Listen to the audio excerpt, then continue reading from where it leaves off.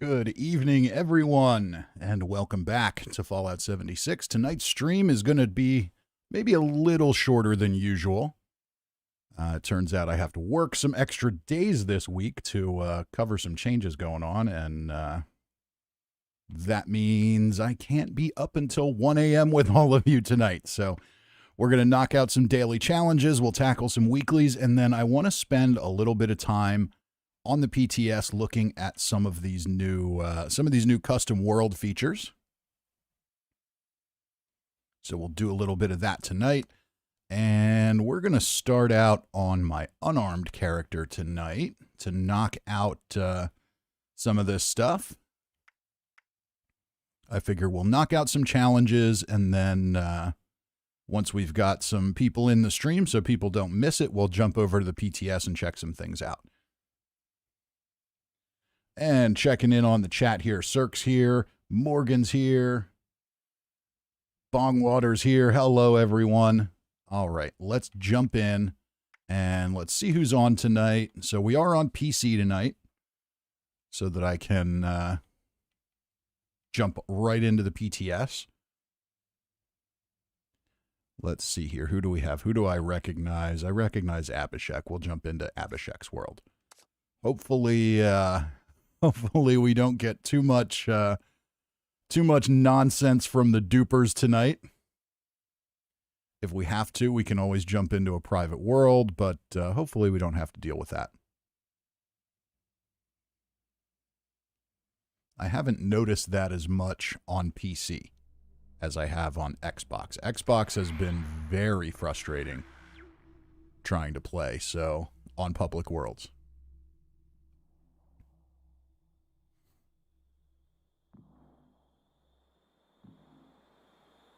All right.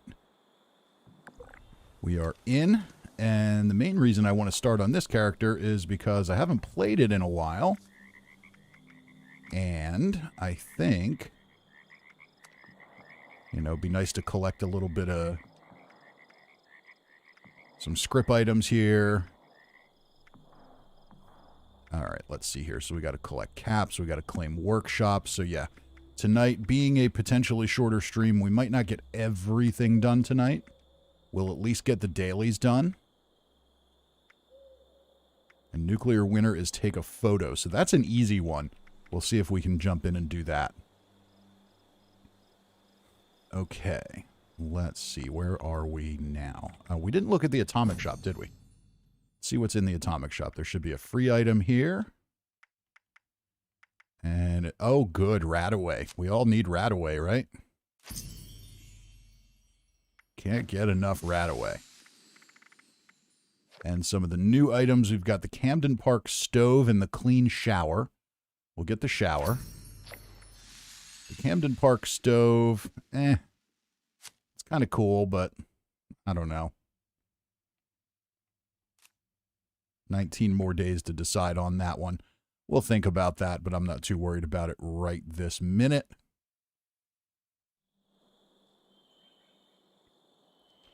Cirque says, I've seen a lot of disappointment or just malaise towards the upcoming content. Remember, the people who spend real money are camp builders. Teresa Hull says, hi there, Fisty. Hi, Teresa. So yeah, Cirque, I think, there's definitely a lot. I've checked it out a little bit.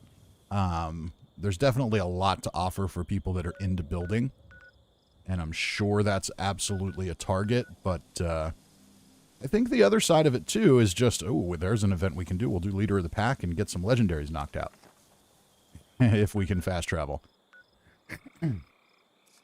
Should also start a team. But yeah, there's also some weird settings you can change and things you can do that are kind of surprising. So I'm kind of interested to see where some of it goes and chat about it a little bit here tonight.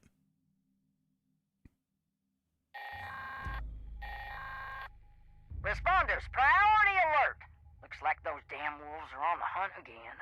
Forest Watch has spotted multiple packs, but the Alpha's whereabouts are unknown. Right, where are we headed? Alpha's location Okay, we is got to go up to unknown. Aaronholt, and then we got to go down here. Let's head up to Aaronholt. No, let's head down here Take first. out the smaller packs and draw out that Alpha. Just make sure you bring a lot of bullets. Oh, shut up, That Melody big alpha Larkin. is a heap of trouble. Melody Larkin just never stops talking.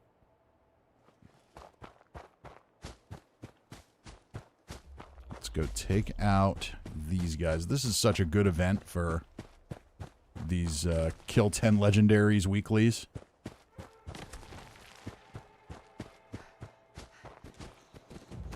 Uh-oh. In danger right away.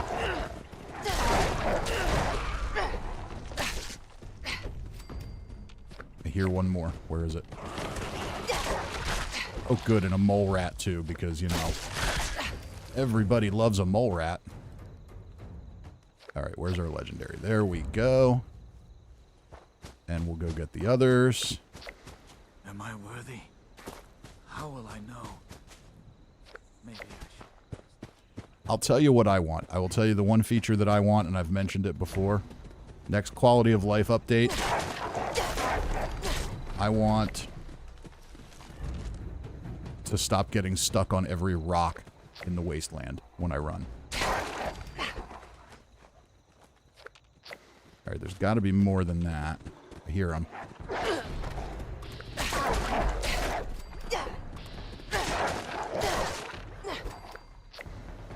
Okay, 2 down, and we'll head up north and get the last one.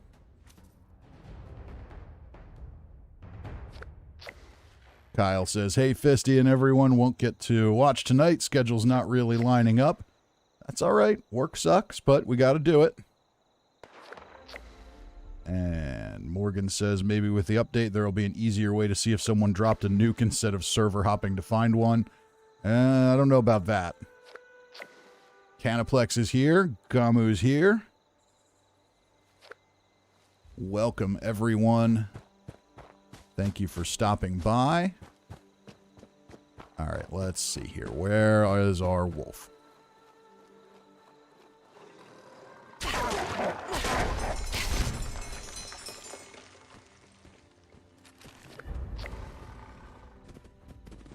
Doesn't hurt to grab a little script.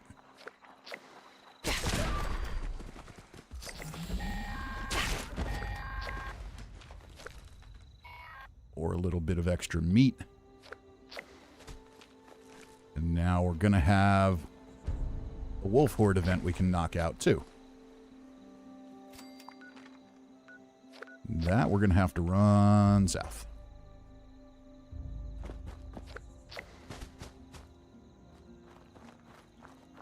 Matazzo's here. Welcome. Cirque says it wouldn't be a Bethesda game without the built-in speed bumps. Yeah, that may be true, but I don't know. I don't remember getting stuck on everything like this in Fallout 4. Like right there. Why can't I just automatically go around that? Or skip over it? It's just annoying. I guess there are bigger problems than that, but that would just be nice.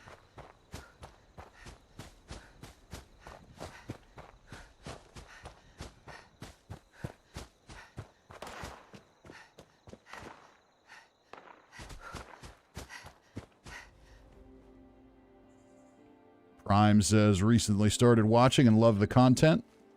Thank you very much. Reapers here says, what's up, Fisty in chat? How is that batching damage collection coming along? Oh, it's growing every week. You know it.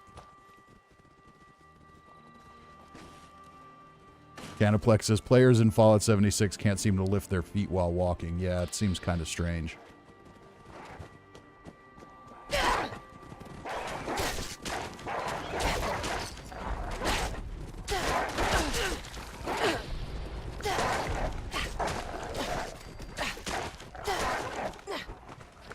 And I see one more.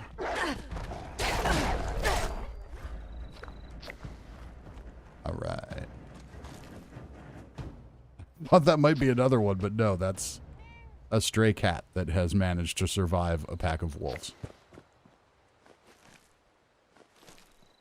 Grab up all the wolf meat we can and start cooking it up, because I don't think I have a whole lot of food here. Justin says, will you try to roll an Enclave variant?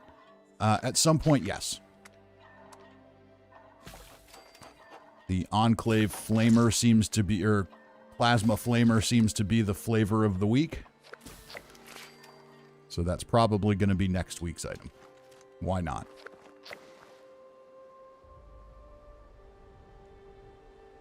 Jay Trent says, fast travel bug is what I hate the most, and not being able to run around rocks and small cracks comes in second. Yeah, that's probably true. Cirque says, they gave us Marsupial, the obstacle hotfix. Yeah, until you try to jump into something that's too low. Matazzo says, I saw a video where nuclear winter mods on weapons are disabled in PTS. Have you heard anything about it? I have not. And I don't have any of them either. So I won't really be able to confirm that, but I hope it's true. I'm really kind of sick and tired of things that are not intended to be in the game creating the benchmark for balance. So I am all for it if they disabled those. I think that'd be fantastic. That's one of those items that real-world traders sell a whole lot of, so good if that's true, but I doubt it. All right, we need to kill 15 robots. We need to kill creatures in a group, do a daily op, level up, all that good stuff. All right, and let's just take a look at effects. Do I have any lunch boxes? I do not. So that would probably be a good thing to grab.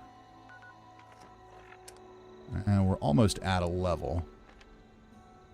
All right, let's go. Oh, we've got another event here. Let's go do guided meditation. That can't hurt. Matazzo says, me too. Yeah, I begrudge nobody anything. You play how you want to play as long as you're not disrupting anybody else, but you can only have an unbalanced game that you pretend to balance for so long. Now, that's one thing that I think is interesting about these custom world settings. One of the settings that you can do is to turn up the damage that you do. So you can actually amp up your damage to like 900%.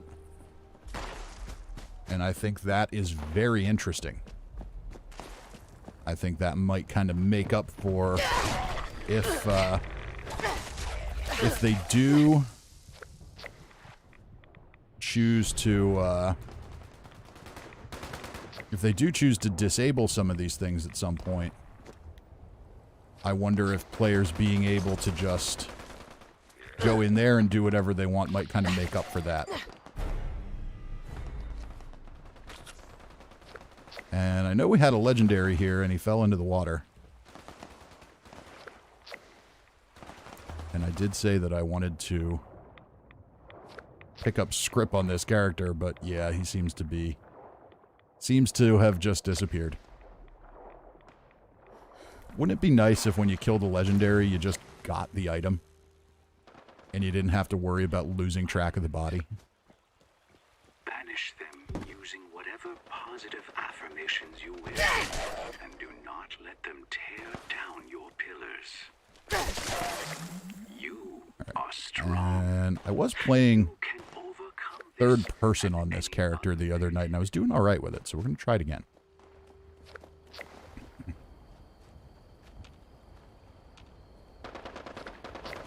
All right, ghouls. Where are you at, ghouls? To be too difficult to keep out, and your pillars of transcendence may falter.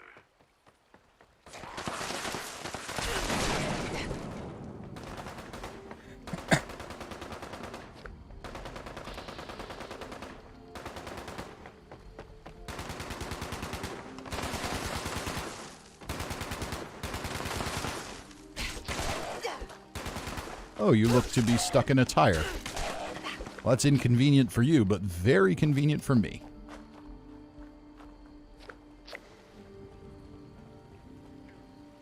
Darian says, legendary cores are easy, but modules cost too much. I agree. There need to be more ways to get modules. The way they have it right now also completely makes the purveyor useless. which seems kind of stupid.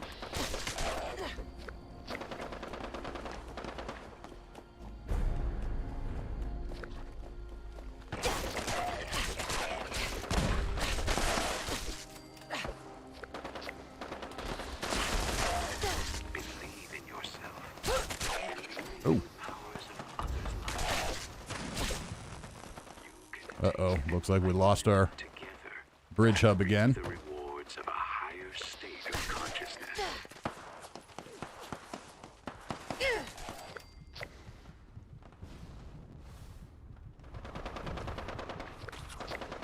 There's another legendary.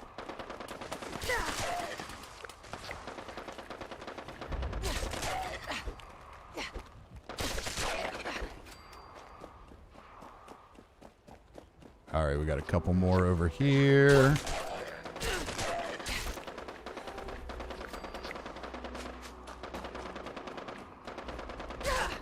I see you, and nice lack of hit registry.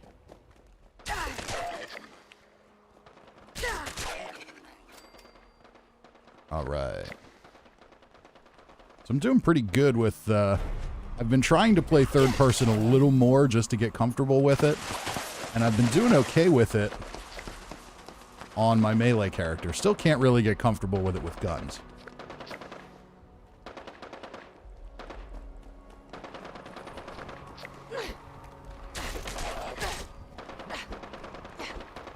As I whiff 900 shots.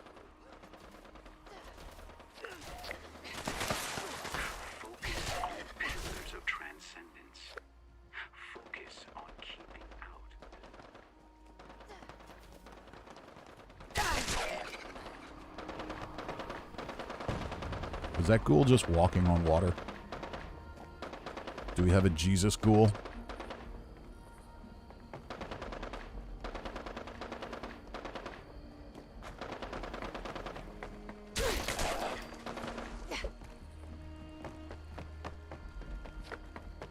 I'm coming after you.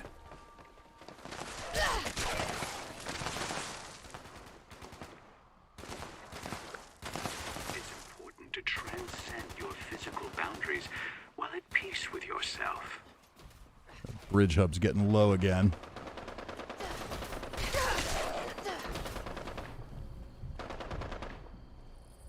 Cousin Todd says, all hail the Jesus ghoul. Working as intended.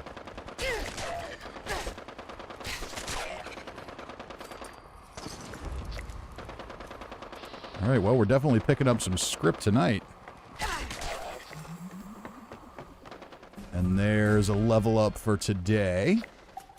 So what I'd like to do tonight is knock out all the challenges that I'm not going to be coming back and doing every day anyway. So, like killing the legendaries, all that stuff. But leveling up, that's a daily every day. So I don't really have to do the whole week. The whole week's worth of level ups tonight. Or the whole week's worth of daily ops, etc. But we'll see. We'll see how quick they move.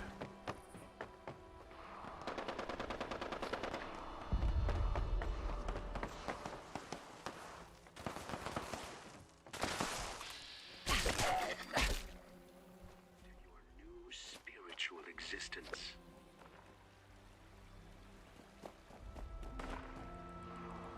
That kid says blasphemy. You know.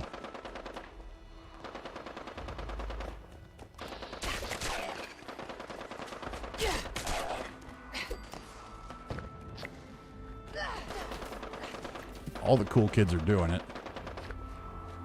Okay. What do we got? 24 seconds left. 21, 20. All right, this event's almost over. The outside world.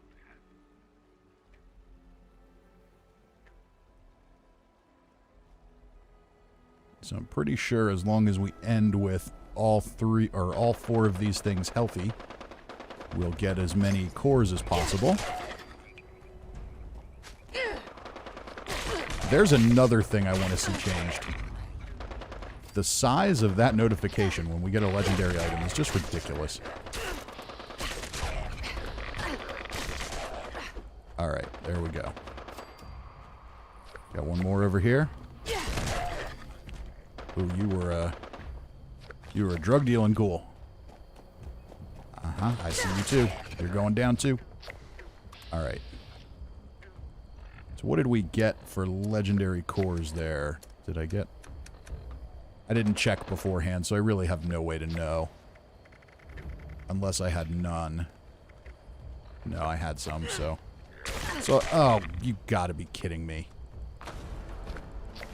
I knew that was coming. I knew it was coming. I knew I should have prepared for it.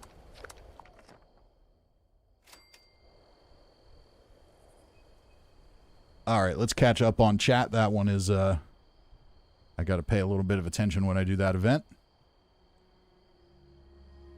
So...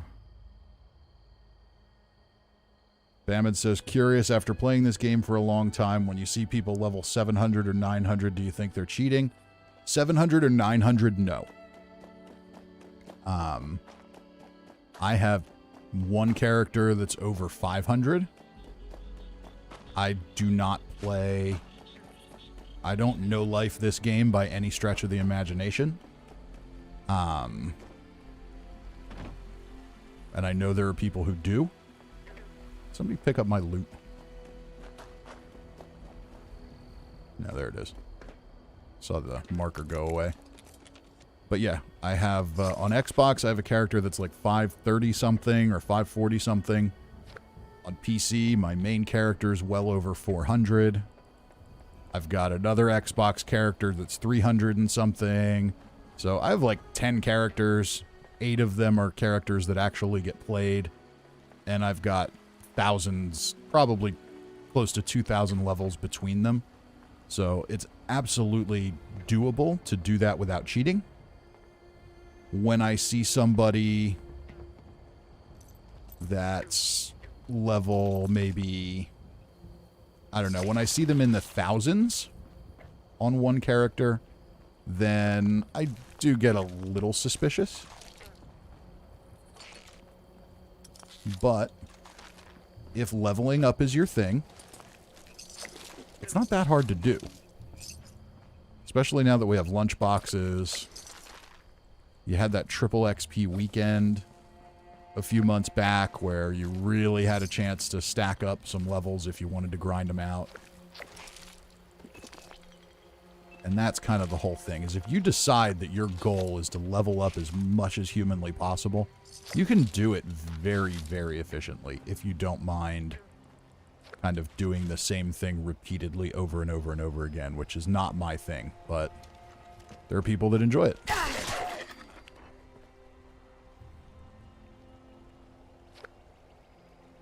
All right, now we'll catch back up on chat. And what's a better side dish with barbecue, cornbread or coleslaw? I'm going to say cornbread. I think coleslaw is disgusting. I don't understand the appeal of coleslaw at all. Barry Milholland says, I have 2 accounts and would like to merge camps. I would love to do that, but I don't see that coming anytime soon. And let's see here. Cousin Todd says, coleslaw, don't like cornbread.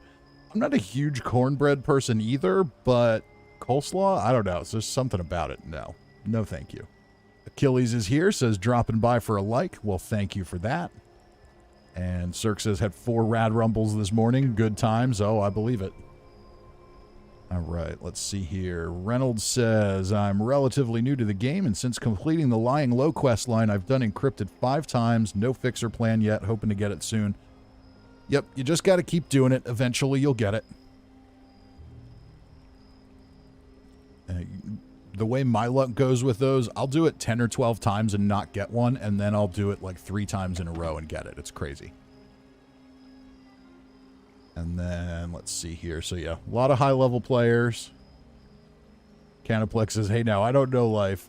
I just only have the one tune. Hey, nothing wrong with that.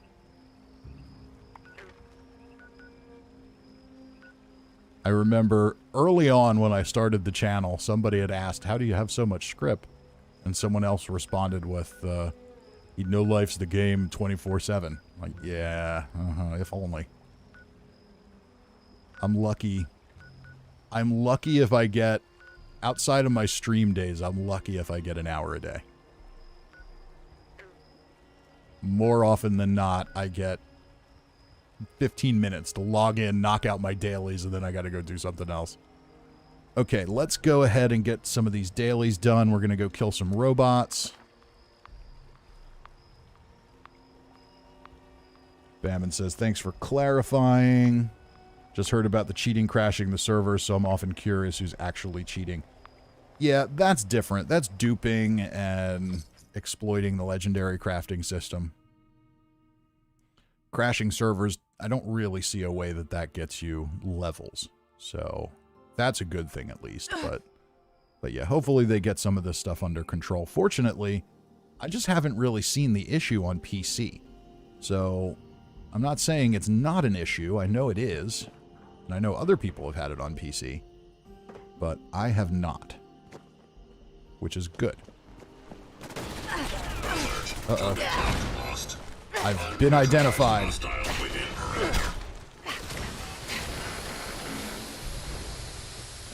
But we got to go after the big one.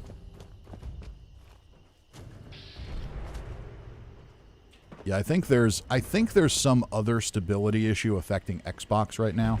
It doesn't seem to be affecting PC.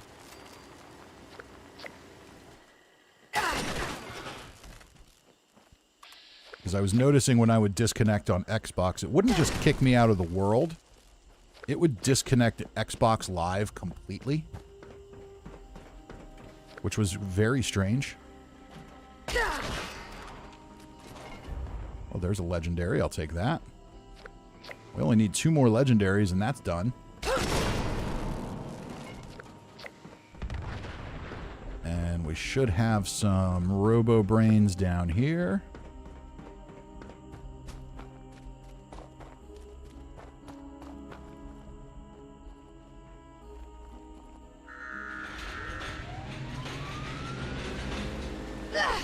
Uh-oh.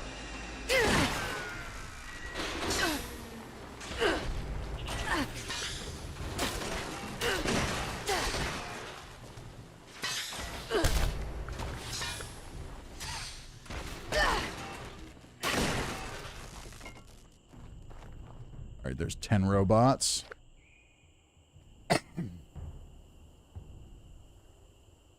Cirque says, I'm on Xbox, been tough at times. Yep, I get it.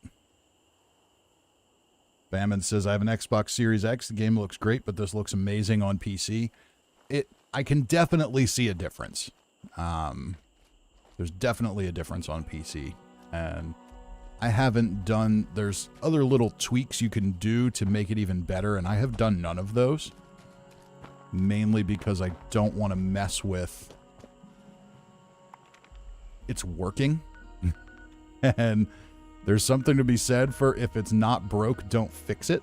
So everything seems to be working perfectly. So while I know there's some little tweaks I could do to maybe buff my frame rate a little bit, things like that, it would be nice to have that, but I don't know that I really need to do it. Okay, we need 5 more robots, and to do that, I say we just run right inside Robco. Why not? We're already here.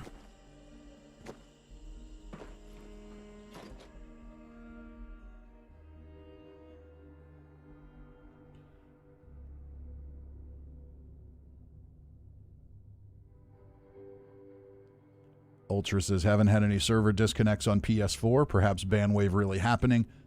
I'm sure there's some of that, and I'm sure they could just be tweaking it too. It sounded like some of the hotfixes they were doing did not actually require them to take the game down. And if that's the case, then there's things they can do without even saying anything to maybe clear some of it up, if it's more than just duping. And that's my suspicion, is that it's not just duping. I think that's part of it. No question about that, but I think there's something else going on there.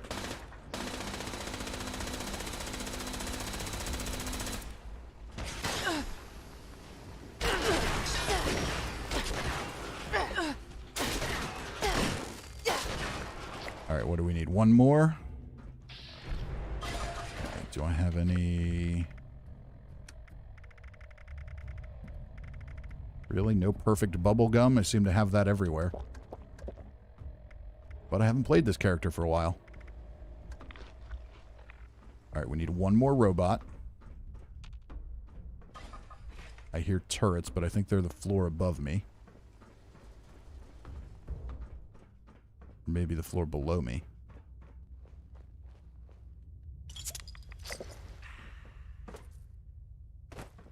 There's a turret.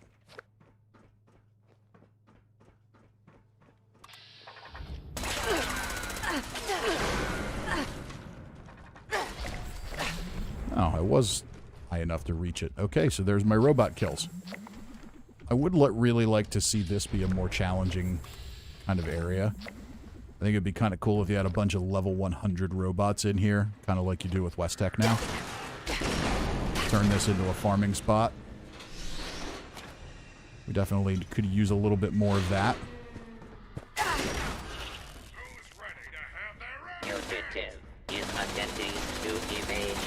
Alright, I'm not going to be able to fast travel out of here with all these enemies around, so let's see if I can just find my way back out. Go back out the same way I came in. Thank you. Goodbye, robots. I've killed enough of you.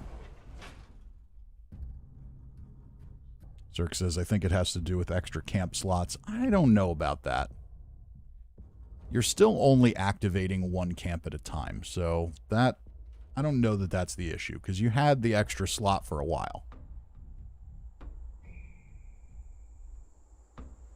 Darian says, if you cheat, why even play the game in the first place? Well, I guess that's an age-old question that everyone who plays games and doesn't cheat has asked.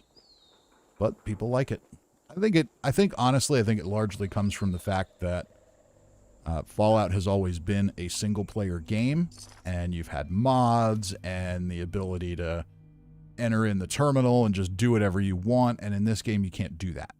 So my hope is that these new custom world settings that allow you to do some of those things will maybe scratch that itch for people and possibly reduce the need to do that in the game, in the live game. And also, by making that available, does Bethesda now have a little bit more clearance to be a little more heavy-handed when it comes to bans and things like that? Just kind of saying, hey, we gave you this. We gave you this mode. You can go in there. You can do whatever the hell you want. And you're still cheating in the main game. So, goodbye. I think that would be interesting. Alright, I don't have any more legendaries in my stash. I think I need a little more script on this one. Oh, yeah. Okay. Let's see what we got here. So, Vampire's Pipe Revolver can go. Power Fist can go. Zealot's Black Powder Rifle can go. And 1-star Power Armors. We're getting a lot of that stuff. And let's see what we can sell to the vendor. Because we need to get some caps. Before we do that, let's go ahead and put on Hard Bargain.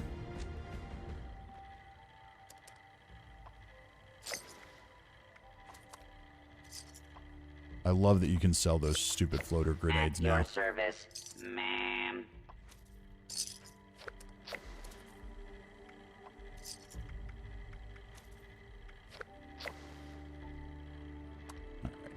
Sell some of those because there's no way I'm going to use them all. Save the Nuka-Colas for when the time comes we need those. Sell a couple of those. And no way I'm going to go through all those either.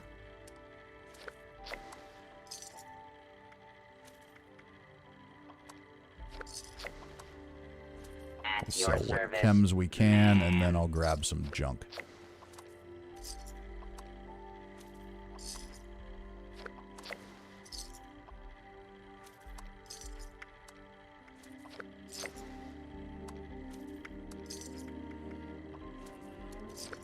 Serve and protect.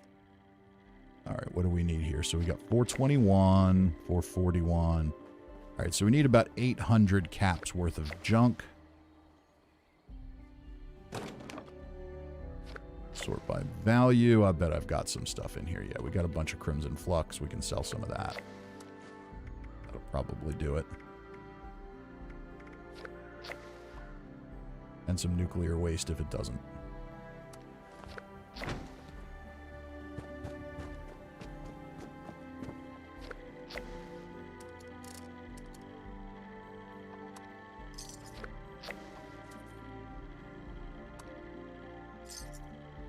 Your service, ma'am.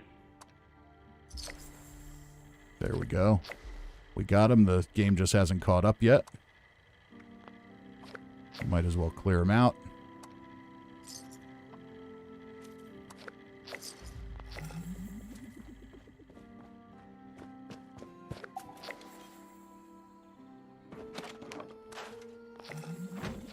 All right, where are we on the scoreboard? Okay, lunchboxes are the next one. The Charmer blouse outfit. Okay, that'll be good. That's another Fallout 3 one. All right, I'm going to try and keep up on the chat. Cirque says, I saw a player vendor on Xbox yesterday. Dude was selling 5 different Legendary Enclave Flamer rifles. Yeah, it's definitely the flavor of the week in the game right now. 100%. Ooh, my camp is in a nuke zone. Well, that's inconvenient.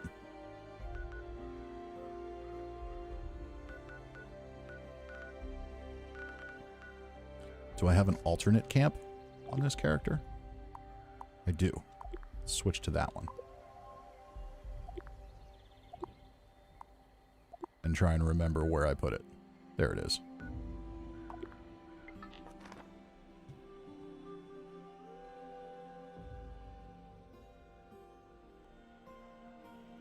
Morgan says I have a quad 15-meter fill with ready bashing damage. Very good.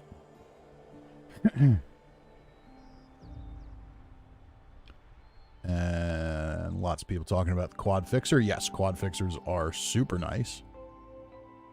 Mark Shaw says I'm on PS4 and I've had lots of disconnects. My internet is A1. Doesn't really make sense. The new features on PTS work as described. Why can't they fix the game? Asking for a friend. I think there's more to it than that. Yeah, there's a difference between server stability and game features. Those are not going to be handled by the same people. So, you know, it could all be dupers too, in which case they just got to get their collective shit together. Enough is enough. There needs to be something a little more consequential for these people if this is really happening. And I know it's just a game, but at the same time, you know, games like this generate millions of dollars. And if you are engaging, like, the thing to remember is that people who are duping, we're not talking about the average player who maybe goes in and dupes a couple of things just because they can. The people who are doing this are doing it repeatedly over and over and over again so that they can dupe in-demand items that they then sell for real-world money. It's a whole business for those people. So if your business model is crashing someone else's product, is ruining the quality of someone else's product so that you can make money on the internet for your own business, I think there's a legitimate legal complaint there. So, you know, if in order for me to, if I wanted to go into the business of selling Coca-Cola, and in order to sell that Coca-Cola, I have to make sure that the business across the street has a power outage every 20 minutes, there would be a problem. So, you know, it's one thing if you're talking about players that are just duping because they're duping, but when you're talking about people selling these things for real world money, that's a whole different story. And I would have no issue with Bethesda being very heavy handed going after those people. If the way to produce those items that you sell is to crash servers, ruin people's experience, and potentially cost the developer revenue as a result, then you probably have some legal liability there. Bammon says, what's a duper? Somebody who duplicates things. Morgan says, I like how you said Coca-Cola and not Coke. Hey, I was trying really hard to come up with something there.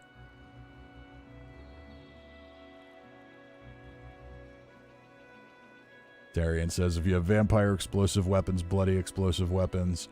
Yeah, I mean, there's lots of legitimate things in the game. You don't need to dupe to get the things you want.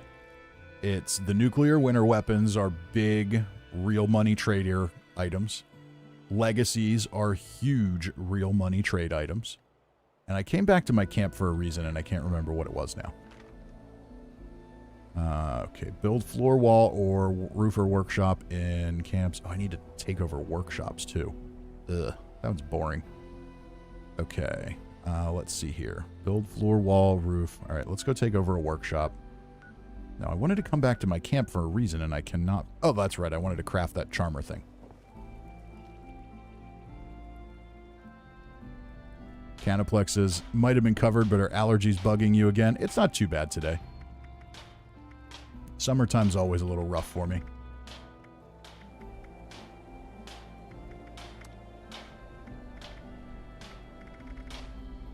All right, where is it? Charmer, charmer, charmer. There it is.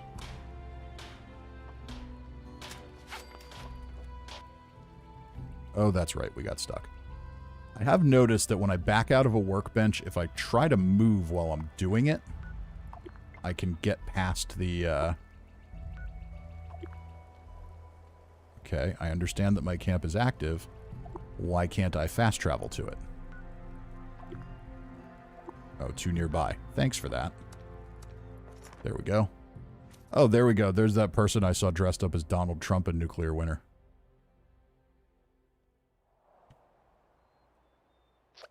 That was a whole lot of effort for that.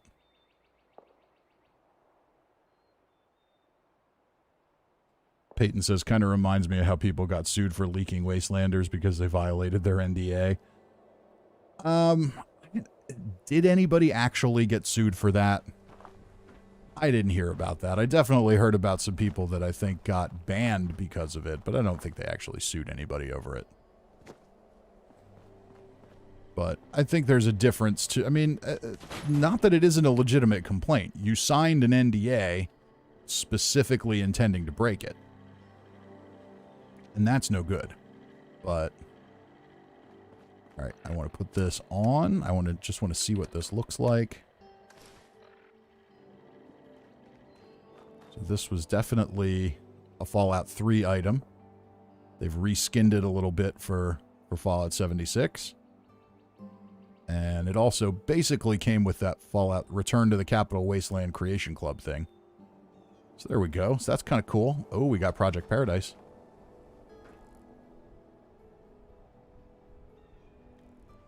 Okay. So what are we doing here? I need to take over a workshop. I'm going to do that really, really quick. Build the things I need to build. And then we'll jump into Project Paradise.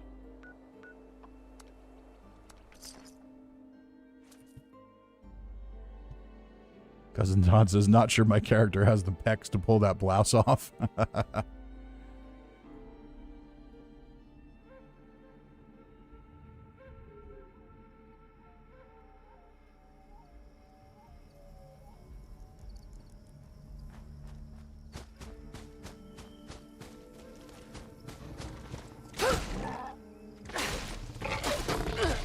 Oof.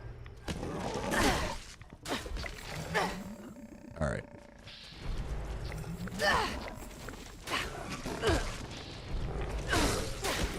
Got all kinds of action at Bogtown today. All right, Scorch Beast doesn't seem interested in me. Okay, we got to try to take down the behemoth.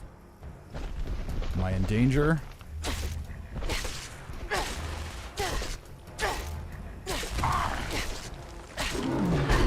Uh-oh. Now I'm in danger. Okay, we got the big guy down.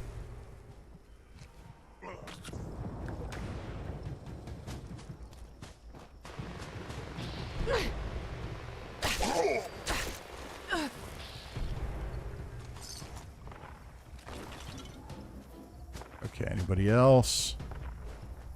They're all running over there. That's interesting. And one all the way over here.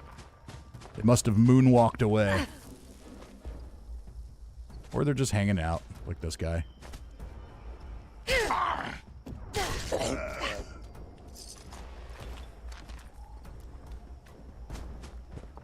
So I could just wait patiently for the Scorch Beast to kill this guy.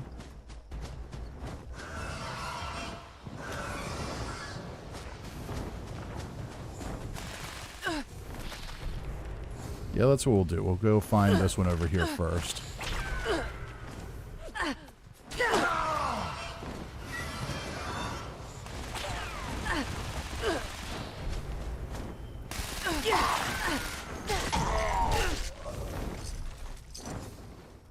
Alright, now we'll go claim the workshop. Build some stuff, and then we'll go do Project Paradise, see if we can get a good finish there. Scorch Beast seems occupied with whatever's down that way.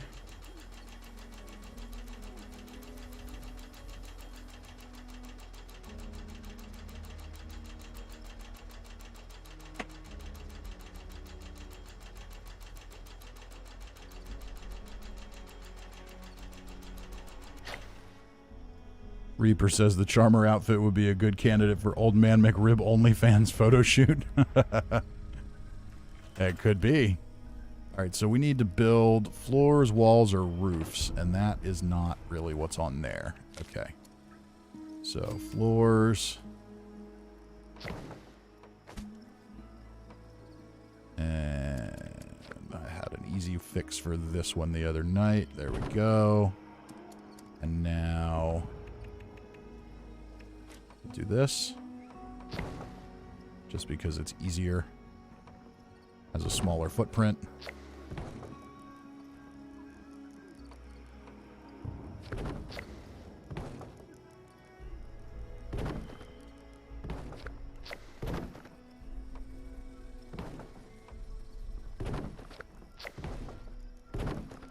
Some of these challenges are just really stupid.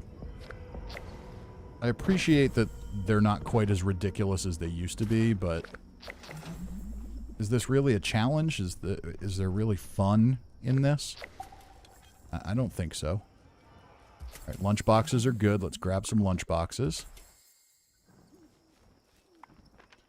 And let's head on over to Project Paradise. There's 2 people here. Meow Rage says, in custom worlds, can you summon an army of mole rats?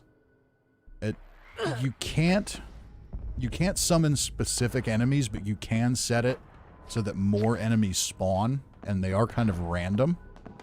But you can't summon an army of mole rats, at least as of yet.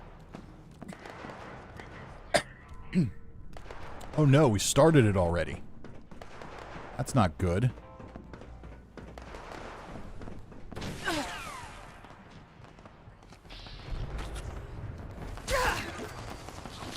Alright, well, so much for getting the perfect finish on this one.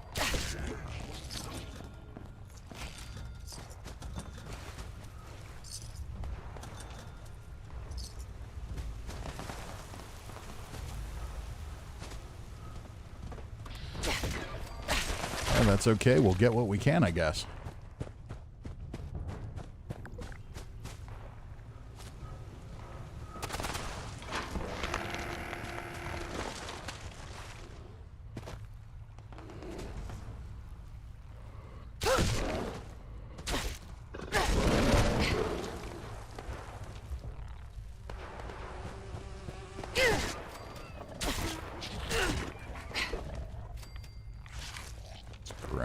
As much of this venison as we can.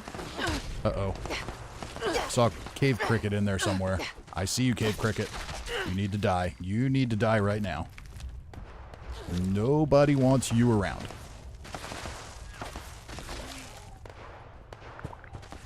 Let's go drop some of this off.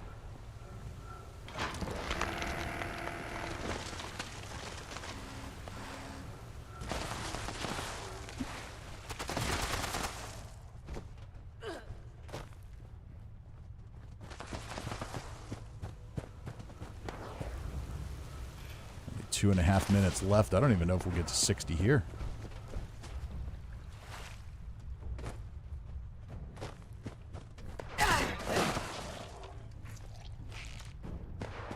Somebody's over in C. That's good.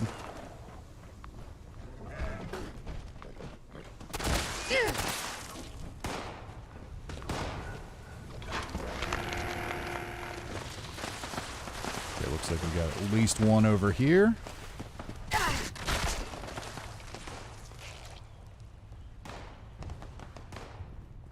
Anybody else hiding out?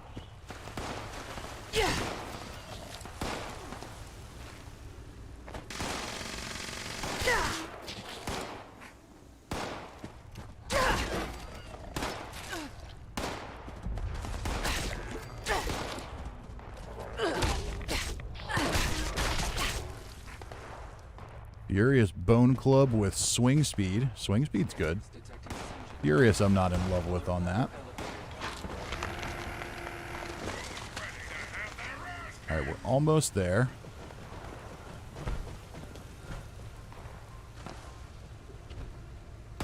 There's no way we're going to get a perfect finish no matter what, so...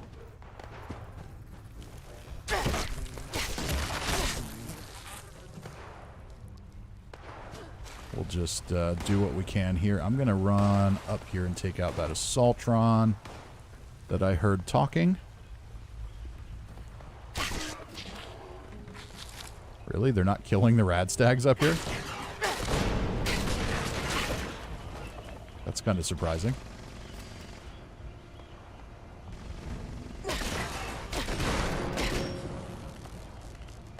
Let's just raid this first aid kit. Oh, somehow Abandoned Bogtown got defended and I got credit for it. Okay.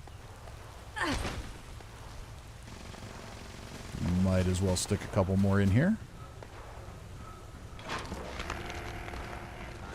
Can't hurt. Cousin Todd says, I've gotten the Bear Arm mod or Formula P with only one left alive at the end. Yeah, I think you can. That's just extremely rare. Cataplex says, I think the guy in C started it way too early. Seems dumb to start a big event when you're the only one around. Yeah. I think part of what's happening is just that this event was so rarely played that people just don't really know how to do it. So they go there, they start it up, they don't really know what they're getting into. But yeah, this one, definitely wait for people to come if you can. It's also hard to tell because sometimes people come and sometimes they don't. On these live streams, we usually get a pretty full event when this pops, but under normal circumstances, if I'm playing and not streaming, it's very common to just be the only person here because people still avoid it. Fat Kid says, Wiki says no chance with only one remaining. That could be. I know you can't get, I know you can't get the Bear Arm plan or the Stimpack Diffuser plan with only one remaining, but I thought you might be able to get the mods. The test subject's reaction to Formula P again. I'm so excited to see the results.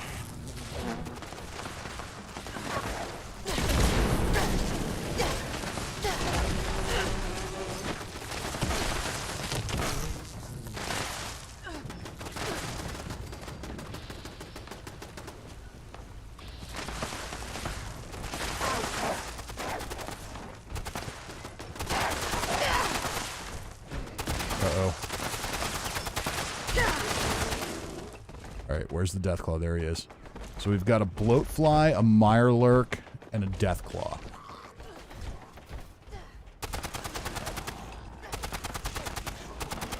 If they all stay close together like this, we might be able to protect them.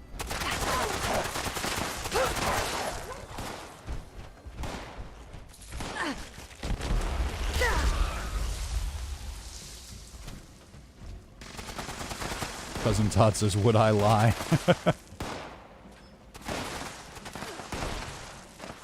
Well, the wiki isn't perfect either, so it's generally very accurate, but it is not perfect. I know in my lead up to that last lying low video, I did go on the wiki just to look and make sure I didn't miss anything, and there was quite the detailed description of how Bish was the reason that the imposterling was there. That someone at the Bish company had stolen Calvin's research and made it, and that was clearly not what was happening. So, they mean well. But especially early on, I think sometimes you get people that go on and provide information that feels accurate or looks accurate, and then maybe it never gets updated again. 16 times the detail. Oh, Bloatfly's dead. Not really too surprising.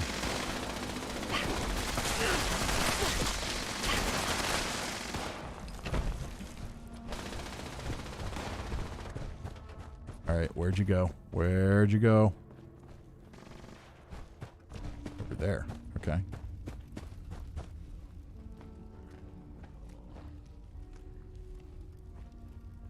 So Deathclaw's all that's left. We've got some ghouls over here that we'll eventually realize is there.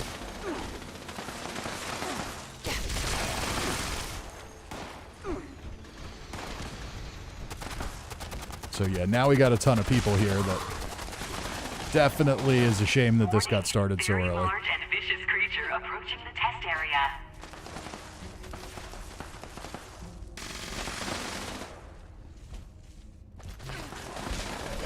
Alright, so the sheep squatch should be coming to A.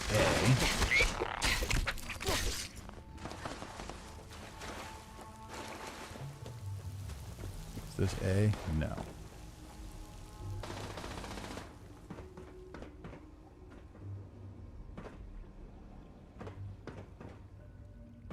This will lead us back to A. Good, he says, I've been playing since beta. Whenever I Google how to do it, it's just people on Reddit complaining about how no one knows how to do it. Yeah, I don't know. I did a pretty in-depth guide on it, but it's definitely one of the more challenging events. No question about that.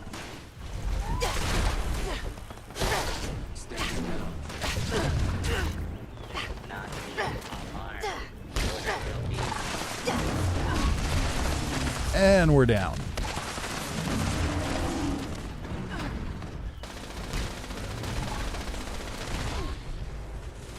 Yeah, this event, it's not even so much that it's hard, it's just that you need a lot of people at it to be successful.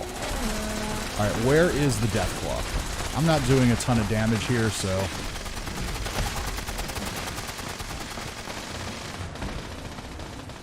Why am I running so slow?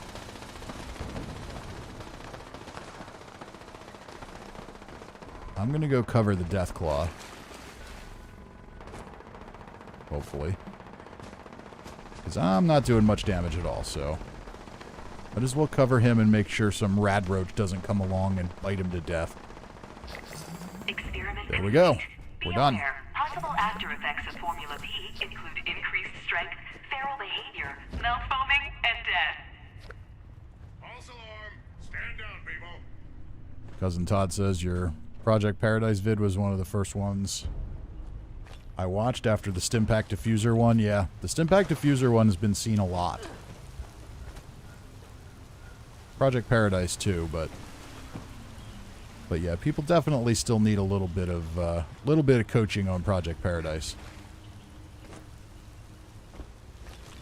Now that I've actually considered remaking that one. Now that I can record a bit better video and the channel's bigger. Alright, what do we need to do here? So legendary enemies are done. We need to complete a daily op. And okay, events I'll be back for. Claim workshops. I don't have to do all of that in one shot. Where are we at on the scoreboard? 57. Okay.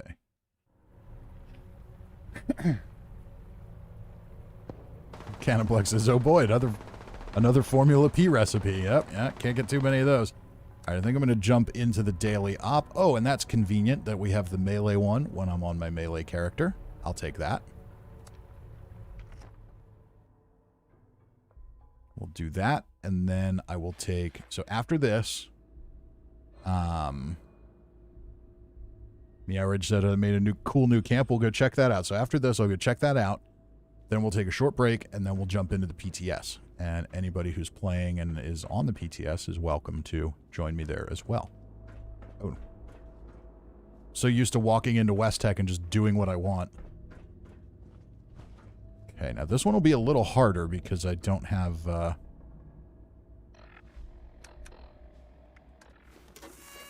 don't have a vampire's... We don't have a vampire's weapon to use here. KWS says Project Paradise needs to be like riding shotgun or encrypted, something you can start up as opposed to it being completely random. I agree 100%. I've been advocating for that since it came out.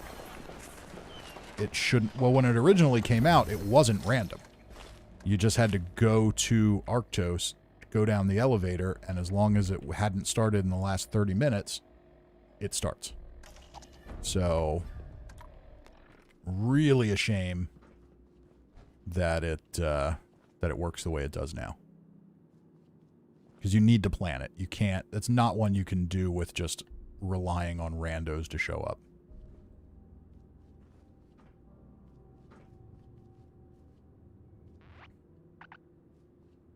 Alright, are we ready to go? Let's roll. Ad Victorium. Oh, I think we have to go through this way. With the Brotherhood of Steel. I don't think I've ever done this one in here. Why we lost contact with the uplinks in this area. I've only done the sneaky one in West Tech. Great. The connection with Nickel appears. Both uplinks are definitely dark. Head to the first one now.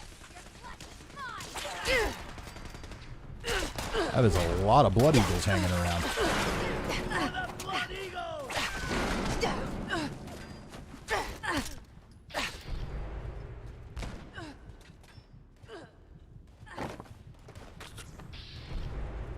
There we go. No, maybe I have done this one here before. Signal calibration starting now. Looks like you've got company. Ad Victorium.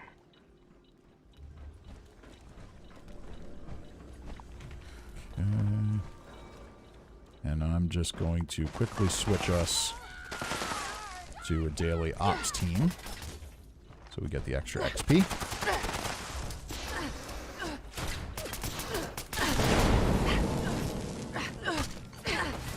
Uh-oh. See if anybody can come get me.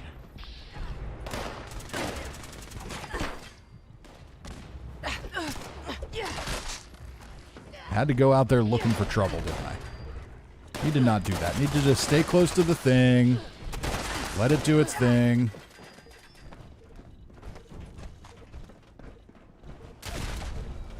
And if they come in, I'll smack them with my Deathclaw hand.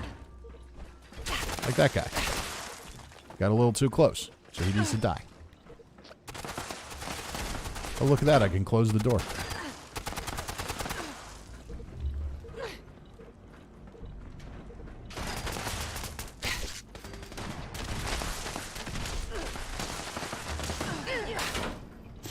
Ha ha ha, have fun coming in.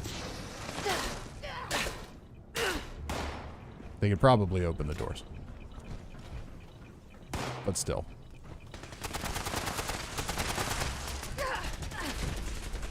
It'll at least tell you when they're about to come in.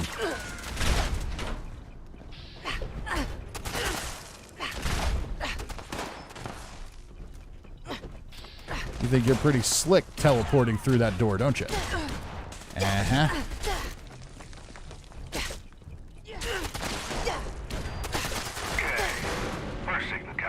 Okay, one down. We need both for proper connection. Head to the second uplink.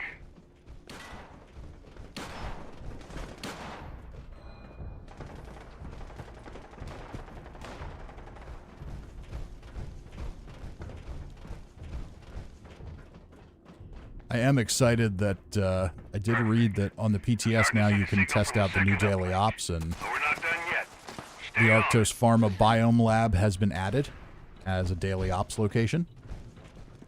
And I think that's cool because I did see on the PTS Discord that was something that was discussed as being a potentially cool thing to do, and they did it.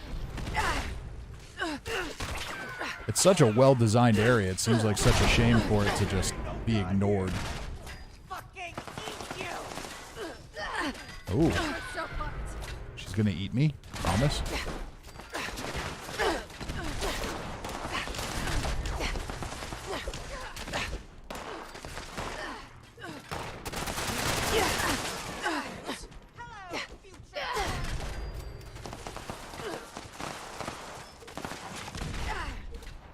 Mike says, just stopping by to say hello, and I'll be back later. Well, hello to you. I'll be on for a bit yet.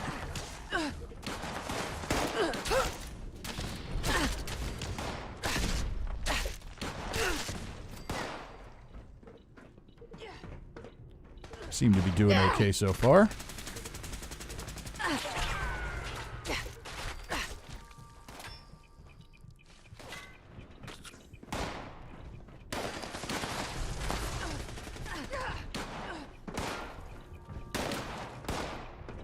Yeah, I'm here.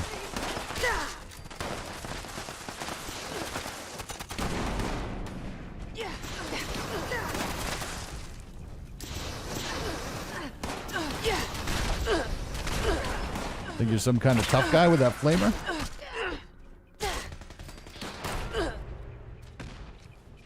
I mean, I'm wearing Blood Eagle clothes. You'd think they'd, like, want to hang out with me now. Alright. I got a But connection nope. for both uplinks. Still just murder. Don't get comfortable. I'm getting readings on something big and bad near you. Head over. Alright, now we gotta clear out some more. And then we'll get the boss. We seem to be doing okay on time. I did a daily op on Xbox last night. I think Gamu was on the team. We did it in under 4 minutes. I thought that was pretty impressive.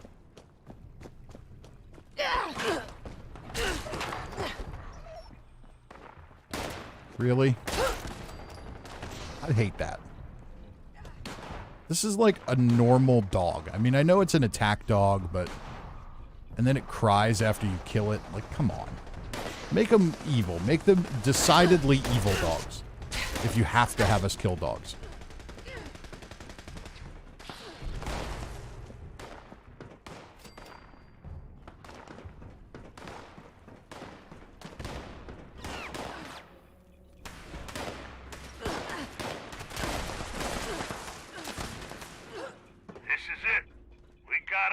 Okay, top cheese should be coming along. Target ASAP. Where's the top cheese? You're not the top cheese. You're like the cheese that's been hanging out in the bottom of the fridge for 6 months. Brotherhood will need these uplinks to better understand threats like this. You've done us a great service. Ad All right. Victorium. And dodge out. Crab says, Fisty, we still have our 3:33 time. That's awesome. Morgan says, well, I tried to autocorrect me earlier to roll some handmaids. Yeah, that's kind of uncomfortable, isn't it? Ranger says animals are innocent. So for Fat Kid counters that with Cujo. So yeah, I mean, I get it. You're going to have stuff like that in games. And, you know, I'm not like Mr. Sensitivity or anything, but I don't know. Just really? You're going to make me do that? Kind of sucks. Goody says, I couldn't use dog meat in Fallout 4 because I couldn't stand hearing him cry when he took damage. Yeah, I felt the same way. It was really realistic, and it was impressive how realistic it was. But also, I'm not going to lie, the whimpering. I grew up with German Shepherds, and I had a German Shepherd that just whined all the time. And sometimes you'd play with dog meat, and it was just constant whimpering and whining, and it was just annoying. but I love dog meat beyond that. Mark Shaw says, so sad when you kill a dog. Yeah, I hate that. I really just don't like it. Like, I get it when it's the mongrels and the wolves, but can we not come up with anything else? Like, we have a mutated wasteland full of creatures, and we're killing mongrels and wolves. Like, could we not come up with anything more creative than that? Crab of Reason says, my dog meat is literally dead in-game, and I don't know how. I don't know how either.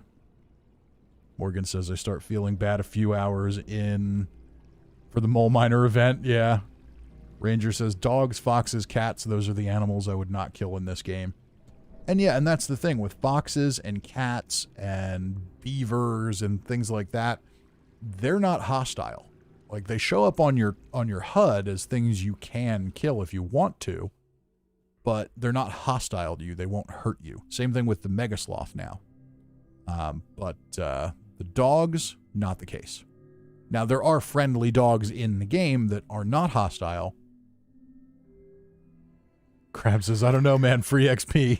It's not much, though. You know, the mongrels, like, they look mean. They look evil. They're clearly mutated in some way. They're a little different. But everything else is kind of eh.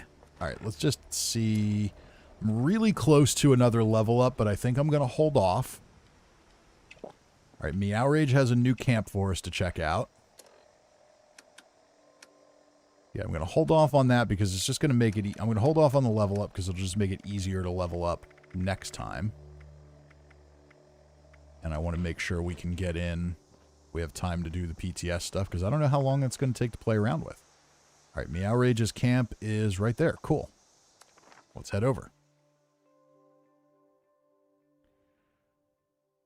Meow Rage says there is one deadly chicken. Yeah, the bloody pecker. That kid says wild dogs aren't usually friendly. Yes, that's definitely true.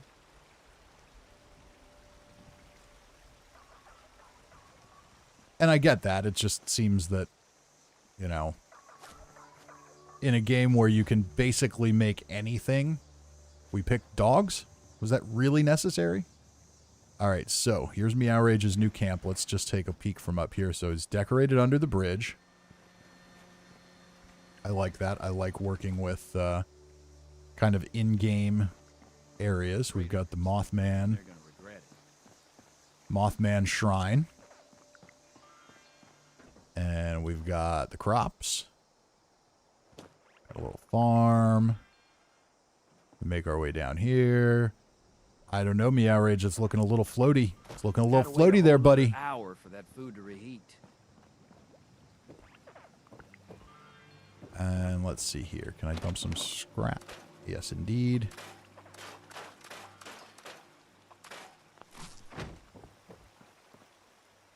All right, we've got some vendors. We've got some power armor displays. And I do really like that how the new power armor display works, that you just put it on a chassis and that cuts down on the weight. I think that was a good solution to that problem. Ooh, I like this. I like how you did that. Kind of reminds me of the Hellcat power armor. If you look at the visor, same kind of angle. So that's cool. I like that little opening there. We've got a crafting setup. So sick and tired of those game board. And there's a scavenger standing around bitching and complaining about life. Giant teapot next time I go out. See how robot tea stacks up. Very cool. Oh, we have a scavenger down here panning for gold. Is that what's happening?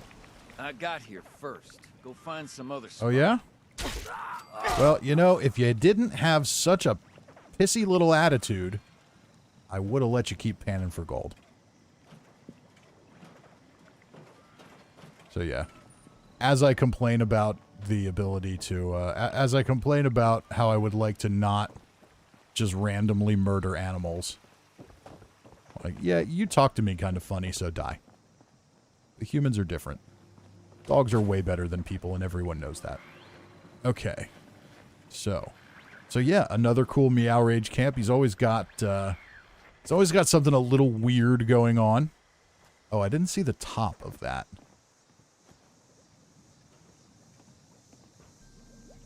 Oh, there were stairs to conveniently get me up here.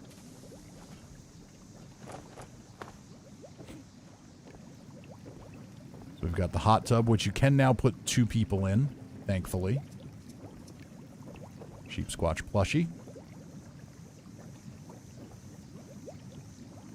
Did a nice job with this. Texture looks really good, nice and detailed. Some of the other textures really leave a lot to be desired, but they did a good job with that. Fortune Teller. Fortune Teller gives you, it does give you an actual fortune.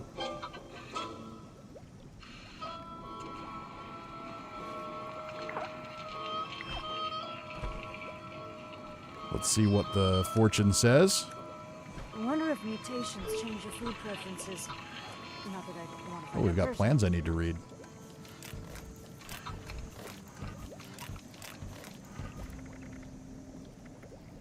Okay, Wizard's Fortune 40 and 49. I think it gives you 2 at a time. All right, let's look at number 40.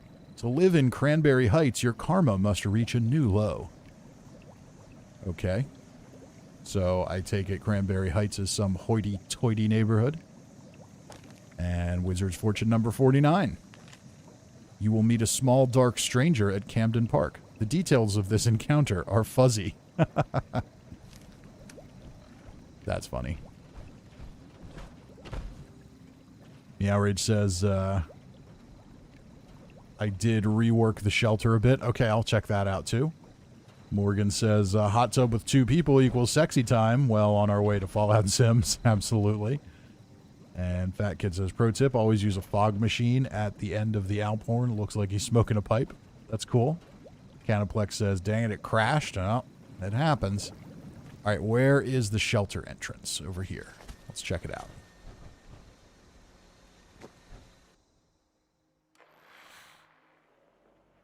Check that out, and then we'll take a quick break, and then we'll jump over to the PTS.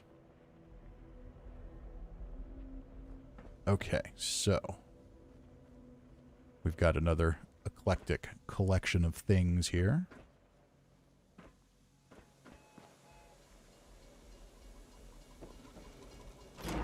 And we walk in, and we're doing a nice job hiding the vault walls. I like that. Blue Ridge Caravan flags. The sheep squatches are all in here in the cafeteria.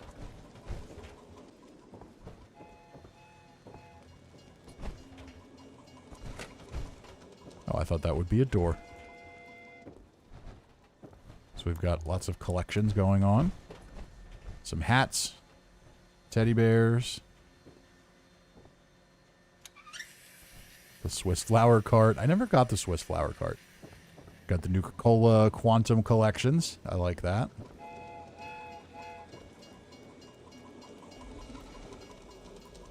And we've got the busts, which I don't know if all of these busts are or not, but I know the ones that are just heads were all developers. That's where they got all the models from. Okay. Very cool. So yes. Another very cool shelter. I like these shelters where you just kind of build what you want to build and you don't really worry about trying to make it a vault. I think that's cool. All right, let's go, and we're going to go to Morgantown Station. Meowrage says, and yes, my camps are weird. That's the whole point, though. Morgan says, I like it, Meowrage. I wish I could build a decent camp. Just got to take your time with it.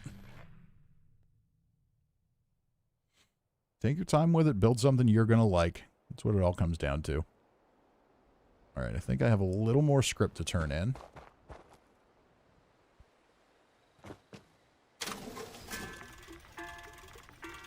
Yeah, that can get turned in. Junkie's Guitar Sword. Medic's Black Powder Pistol. We don't need that. Don't need that. Don't need that. Okay, so we didn't quite max out the script for the day, but we came close. Anything interesting here that someone dropped? Oh, we'll always grab 308 rounds. Okay, so we already sold everything we could.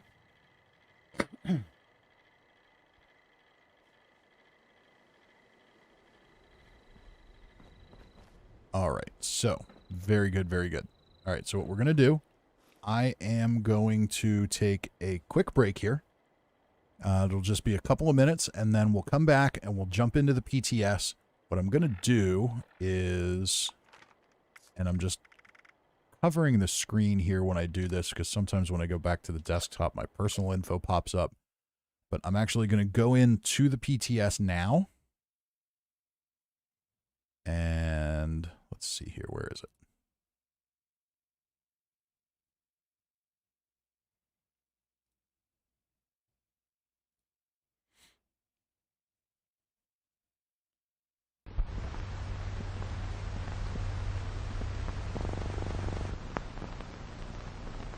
So we'll go and just kind of mess around in the main world for a little bit.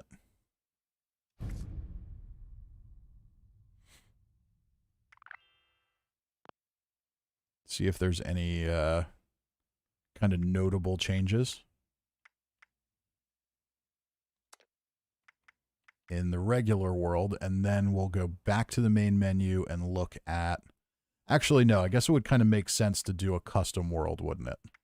Yeah, we'll look at that from scratch. So, all right, I will be back in just a couple of minutes, and then we're going to jump in and take a look at custom worlds and some of the settings we can do, and then we'll set that up for... I'll set that up for all friends to join, so anybody else who's on PC, on the PTS, who wants to jump in is welcome to. And we'll just play around with it for a little bit and see what we think. I'll be back in just a couple minutes.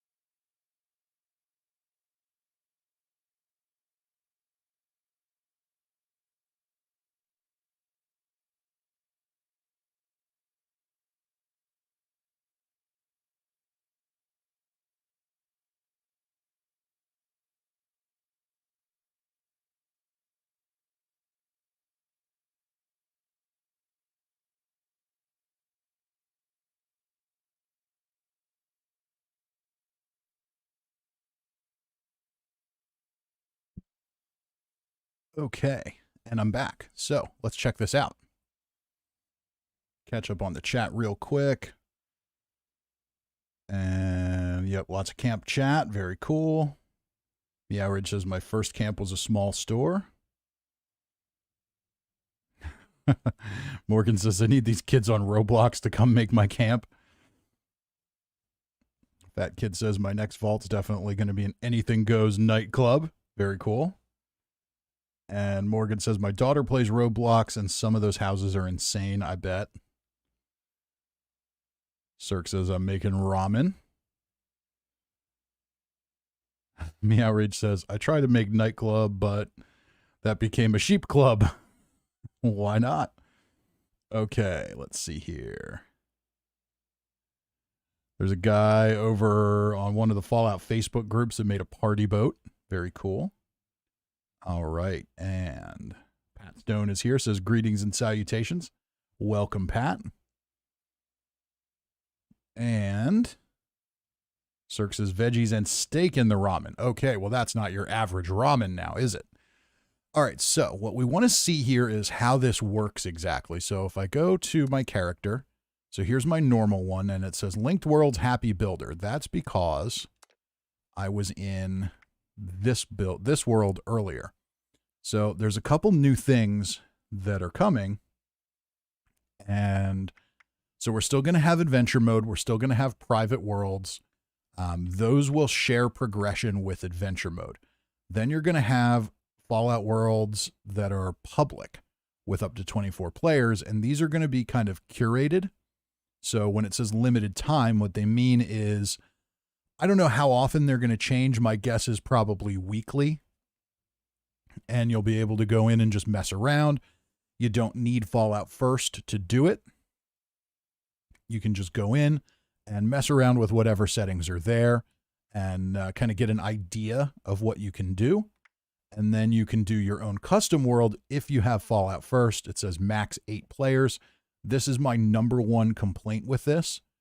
We should be able to set that to 24. I think that is absolutely a must. They need to do that if they really want to get utility out of this, because we see it not so much on PC, but on my Xbox streams, for example, we have a whole server practically full of people when we do Xbox streams. So it would be awesome to be able to do a custom world and do unique challenges and unique setups and things like that.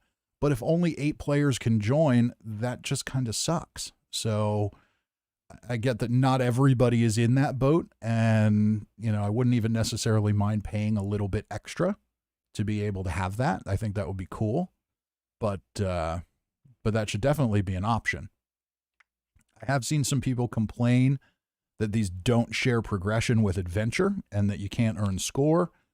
With that said, I think when you see some of the settings you can do, we'll all understand why. So let's see here. So what can we do? The way this works is you go in here and then you select a world template. So new custom world, you can build multiples. Now these are not persistent worlds. That was one thing I was a little bit disappointed with. I was really hoping it would be something you could build and then go take over the workshops and build those and all that. I think that would have been really cool, but that doesn't seem to be in the cards. So you can create a new custom world and then you create a name. Let's just call this one Live Stream 721 World, so we know what it is. And then when you highlight it, you can set it as your active world. So if I just want a quick join in, I can, but I can also go into this world here, and then we can edit that. We can change the name. We can change the image. So if I want to change the world image, we've got lots of different choices here. So you can kind of set your own for whatever you want. And they're basically just the Pip-Boy images from the perk cards. TNT with the N backwards. That's interesting. I wonder if they just flipped that. Okay, so Nerd Rage. Let's go with that one. And then we can edit the description. So I can type in whatever description that I want here if I want to be able to invite people in and things like that so they can see what they're getting into. I think it would be cool if you could set these to be public option worlds. That would be cool, but doesn't really work so far, or you don't really have too much to do with that.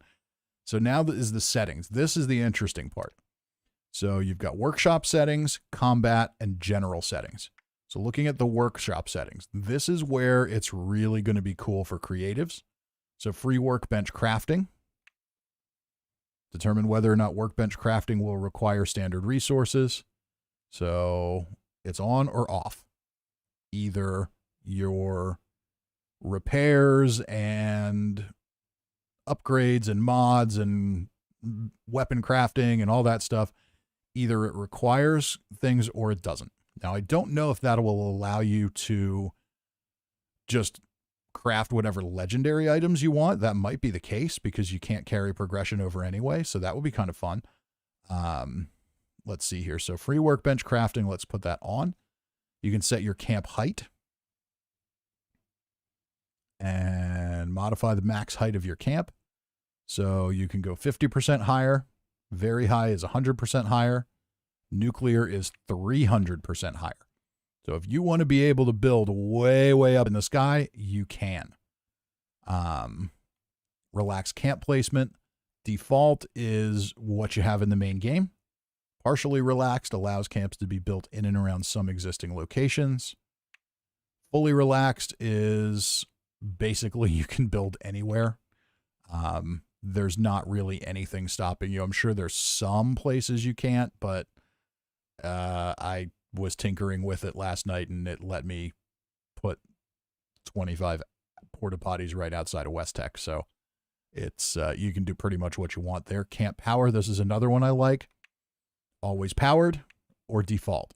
So if you really enjoy needing to run wires to things, then you can keep that on. I can't imagine that's something anyone actually likes doing. So you can just make them always powered. Free building is another one. On or off. You can use materials, or you can just turn free building on, and then you don't need to gather materials. You don't need to do anything crazy. You can just go in and build to your heart's content, and you don't have to worry about it. And Meow Rage says, all I know, some people will make some deadly trap camps. Yeah, but they're also only on their private worlds. So it's not something that's going to carry over into the main game. Camp radius, you can keep that the same. You can increase it by 50%, or you can increase it by 100%, or you can make it smaller if you want. I'm not really sure why anybody would want to do that, but you can. So you can basically double the radius of your camp. Camp budget, you can boost up to 50% more. So you can build a little more in those camps, which is kind of a shame. I'd like to see that go higher.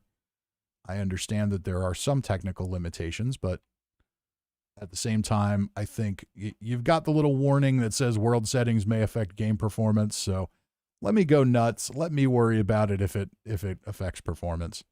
Relax building restrictions, same thing, on or off. Turn that on, and basically what you get is the same rules that you have when you're building in a shelter. So you don't have to follow quite so many rules, which is nice. Now, this is the really interesting one, is combat. So equipment durability. You can make that invincible. You can make it weak. So if you want a really challenging world, you can do that where equipment breaks left and right. You can just make it strong, or you can make your equipment invincible. I like that. Fixing gear is not fun. So there's no fun gameplay element about that. It's just annoying. So why not turn that off? Legendary mod effects, on or off.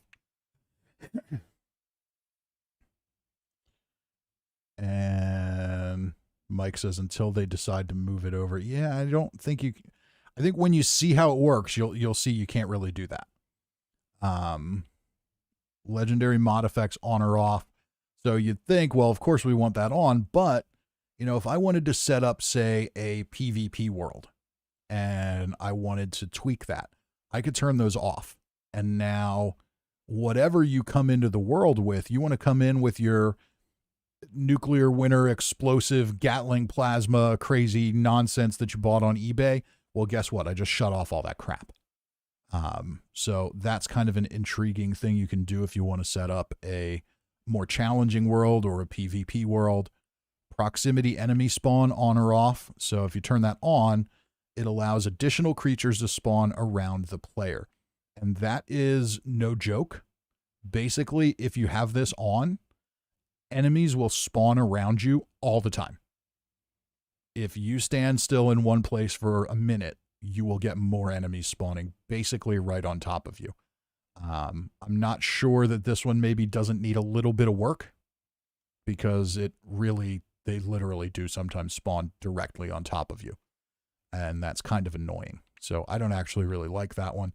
Difficulty, you can change the difficulty of the enemies. So you can make them harder. You can make them very hard. You can make them nuclear, where they're extremely hard.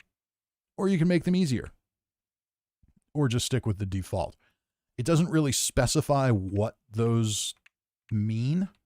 My guess is that they'll just have more armor and more health. They'll become bullet spongier. PvP rules, you can keep the default rules. You can turn PvP always on. It says does not affect pacifist mode. So like basically it's survival rules. In the old survival mode, you could turn pacifist mode on, but it didn't really affect anybody but you. So it's kind of stupid to have it on. But so you can turn it on always. So if you want to have a PvP world, you can.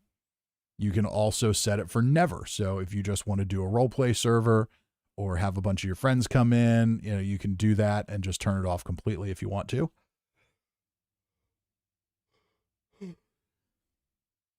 Morgan says time to test what the new PC can really do.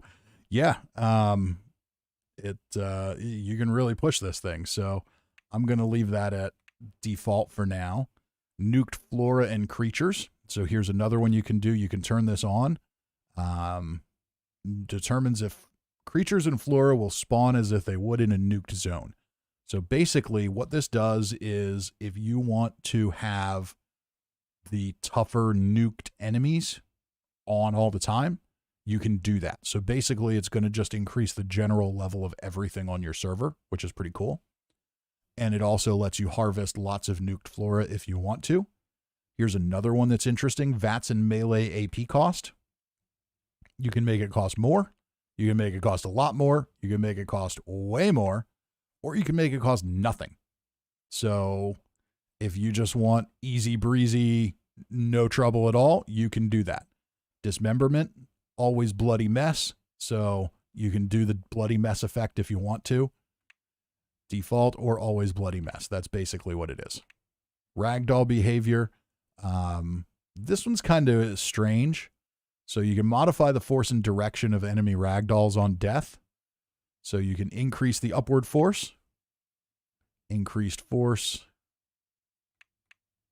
Nuclear upward force. Nuclear force.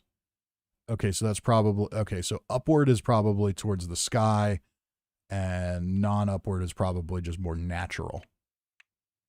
So let's try it with slightly increased force.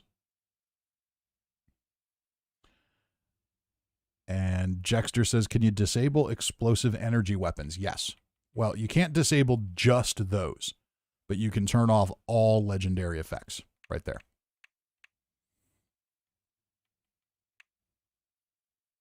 So if you're doing a PvP server and you want to turn off legacies, you can do that. Infinite ammo, there's another one. So you can keep that wherever you want. You can keep it normal or you can turn it on. And it has a third setting too, which is on with no reload. So infinite ammo, that's kind of handy for me. Like when I do weapon spotlights, not going to lie, I'm going to use that because it just makes my life easier.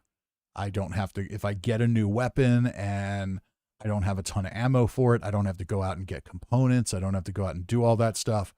So, I can do that in the custom world, record the video, showcase what it looks like, and that'll be fine. So that's kind of cool. You can just do infinite ammo. Damage received, you can change that too. So if you want to make it easier, basically give yourself God mode. So you will never take any damage from anything.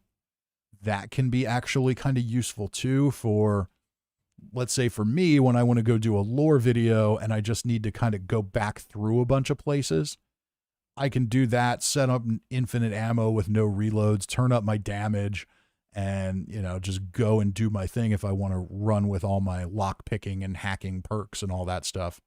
So it could make that easier to do. So, but you can also just make it very low. So basically you can reduce it or you can increase it. Cirque says, saw a YouTuber kill Earl in 4 seconds on the PTS. Really? That seems long, honestly. Yeah, the PTS is crazy. Like you can, so this is the next one is damage dealt. Oh, we don't want to leave that. Okay. Damage dealt default, high, where you get 50% more damage, very high for 200% more damage, or nuclear for 900% more damage. And you can also, of course, make that less. So minus 75%, minus 50%. So if you want to make a more challenging world, you can. So for example, maybe some night I'll go in before a stream and we could do like a scavenger hunt stream. I could go in and put, let's say, 30 items around the world. We all play for a little while, and whoever finds the most of them at the end wins for whatever prize you're going to win. You win, you know, the 13 bathrobes you found scattered across the wasteland. But when we do that, I could set it up where we've got, you know, so I could set it up where everybody's got infinite ammo, but also where you take 900% more damage. So we could make it really challenging. We could make it a really interesting thing. So that could be kind of intriguing. We could increase the damage we deal if we want to, but I could also make that very low. With infinite ammo, it doesn't really matter. You're not burning up your own resources, but it would make it a little bit more challenging. I could change the proximity enemy spawn so that basically everywhere you go, you're constantly going to have enemies on you. So it could be kind of fun to do that. You could also turn on PvP all the time. So if you find people along the way who are collecting things and all that, you could kill them, set them back a little bit. So there's different things you can do there that are pretty cool. And Morgan says, you would think they'd let Xbox and PlayStation do beta too. Yeah, I think the reason they're not doing that, when they do the PTS, there's usually an update at least once a week on PTS, sometimes more than that. And on consoles, there's a bit of a process you have to go through to be able to actually push out an update. So it's just not really, it's not that realistic to do it on console, I think is the problem. Now for general settings, these are interesting too. You've got weather settings. So I love this. If I want to do a lore video or whatever kind of video I want to do, I can set my weather to be clear. So I don't have to worry about rain and fog and all those things kind of messing things up. We can make it foggy. We can make it misty. But that's another thing too. Sometimes maybe we're doing maybe I'm doing a creepy story and I want it to be misty or rainy or overcast. You can also make the whole world a rad storm. Have it rain all the time, an ash storm. I'm kind of interested to see what that looks like. You can turn the whole world into a nuke zone if you want to do that. Searing, I don't know what that is. I'm kind of interested to see that. Swamp, quantum storm. I did experiment with quantum storm. That was kind of disappointing. It was very underwhelming. Basically, the sky looks like Nuka-Cola Quantum, which is cool. And there's some lightning, but that's really it. Dark bog. Quantum storm rain, default. Let's go with searing. I don't know what that is.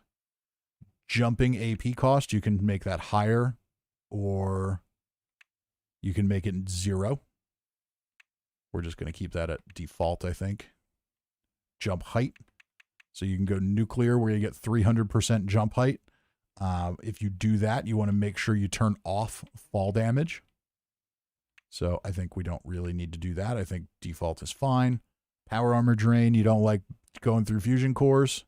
You can change that, but apparently jetpacks are still excluded from it, which seems kind of silly. Visual filter. So these are basically the filters from photo mode. So if you want it to be black and white, you can make it black and white. Enhanced, barrel.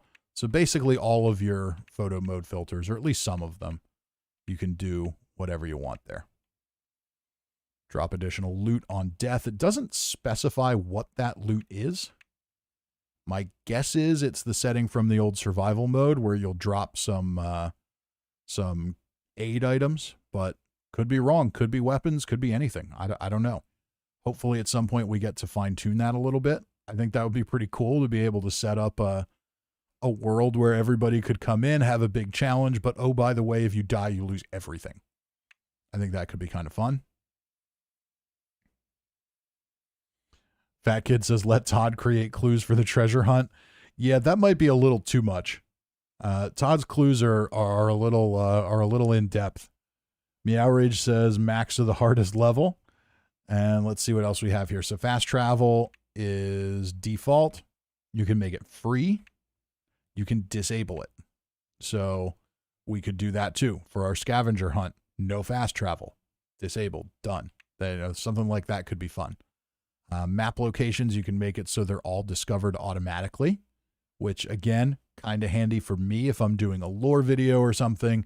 I can go through and do it like that, and I don't have to worry about running all over the place. It would be much more efficient. Fall damage, you can make it higher if you want to, or you can make it just very low or eliminate it completely. I'm kind of a fan of eliminating it completely. So now that we've gone in here and tweaked a whole bunch of stuff, let's jump in and just see what happens. So the world that I have is with my main character.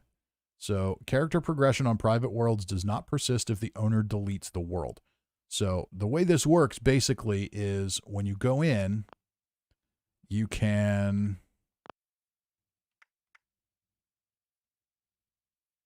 let's see here. So if I go, so now this character, my main character, I can manage linked worlds. Okay, I haven't actually played on the new one yet. So let's go ahead and play the new one now that I set it up. And it's set for friends only. So anybody who's on the friends list and on the PTS is welcome to jump in. But we may be in and out a little bit. So you can see all the different things here. Relaxed camp placement. That's all as relaxed as possible. Combat, we've got infinite ammo. Increased force ragdoll. Proximity enemy spawn is on. Nuked Flora and creatures are on. Vats melee cost is 0. Equipment durability is invincible. Damage dealt, I turned that up to 900%.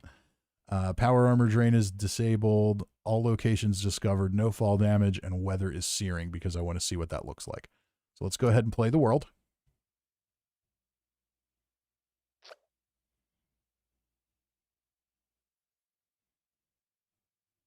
Cousin Todd says, meow, woof, moo, moo. So then you'll see when you load in, it says building world. It does take a minute to build it, because in this case, it is setting up your world specifically for you. Unfortunately, it is not a persistent world. So I did test that last night. I built one. I took a workshop. I put some stuff in a container, left for a few minutes, came back, and yeah, it was completely reset. So Canaplex says, I regret buying the game through Steam. I don't have access to the PTS. Yeah, that's kind of a shame. Morgan says, searing sounds really hot. Well, we're going to find out. Like, are we just in hell the whole time?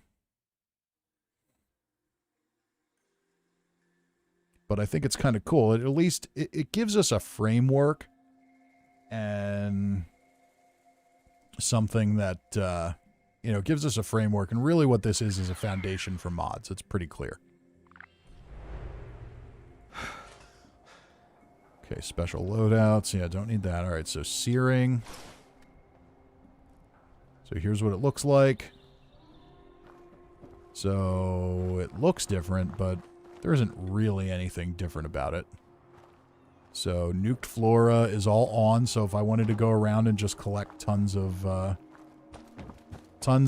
scrap, or tons of, what the hell's it If called? we can get the flock big enough, I don't we even can add remember what it's chicken called to the now. menu. The stuff you collect in nuke zones. Okay, so I did want to see if these guys would be in radiation suits, but they're not.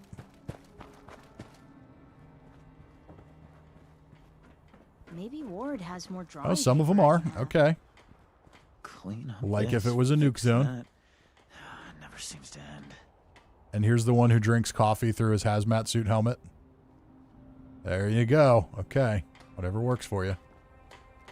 Ward's just sitting here with nothing. He's fine. He doesn't care if it's a nuke I zone. know you. No, I've heard some amazing So stories I am kind of Then curious. I We can turned finally off settle down here. Put down the crafting guns, component work requirements. I away. want to see if we can just craft whatever legendary items we want. So let's see.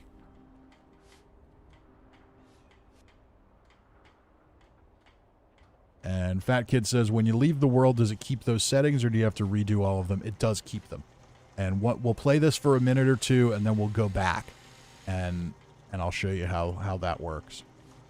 Meow Rage says, can you build inside the towns? Well, we're going to find that out too. Mike says, what restrictions are there? We're about to find out. It's over. Fat Kid says, Flux. Morgan says, Maggie's legendary. Is she? Or are you just saying she's legendary in general? Jay Trent, you can, but the RNG still sucks. Well, yeah, that's to be expected. So let's say we want to do a fixer. Level 50. We'll go to modify.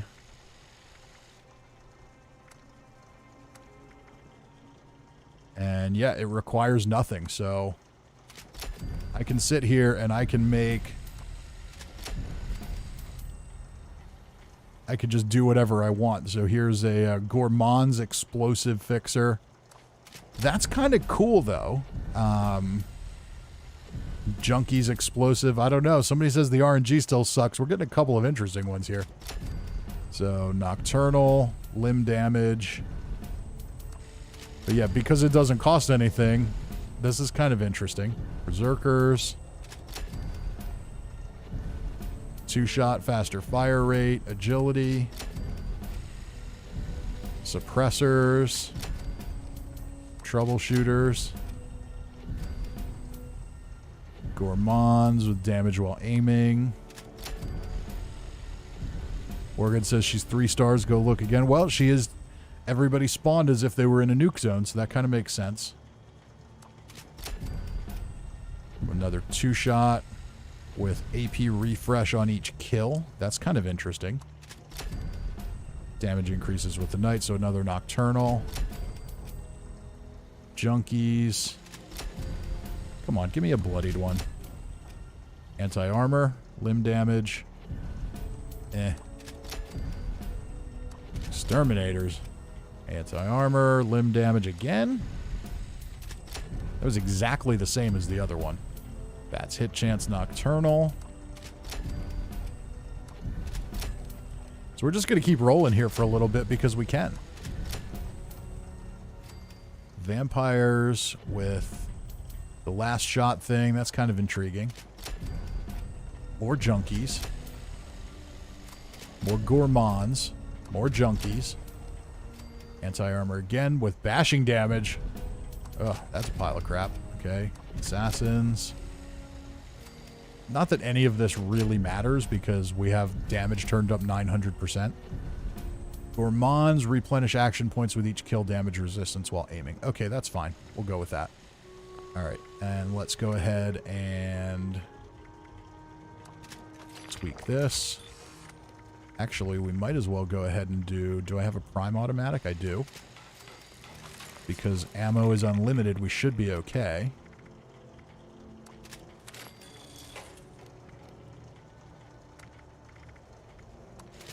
Actually, no, ammo is unlimited, so we might as well go with the higher armor penetration. Okay. So that's kind of cool in that I can just go in here and...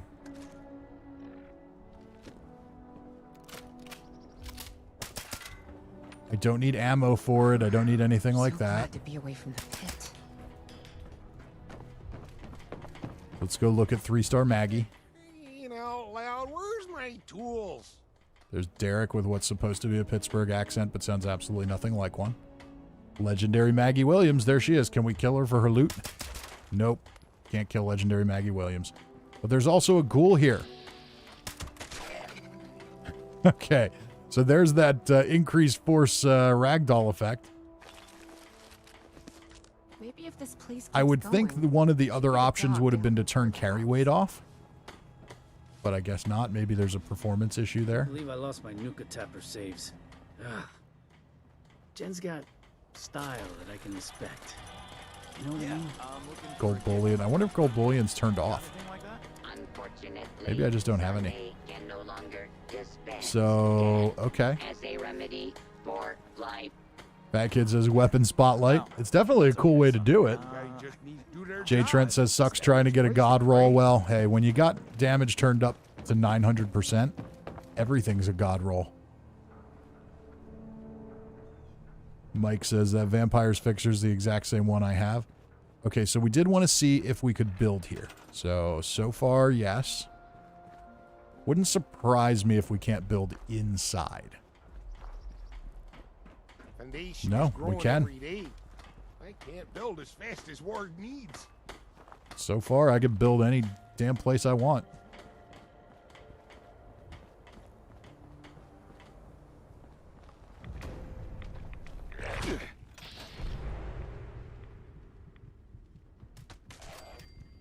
So yeah, game gets pretty easy when you have 900% damage increase. Really?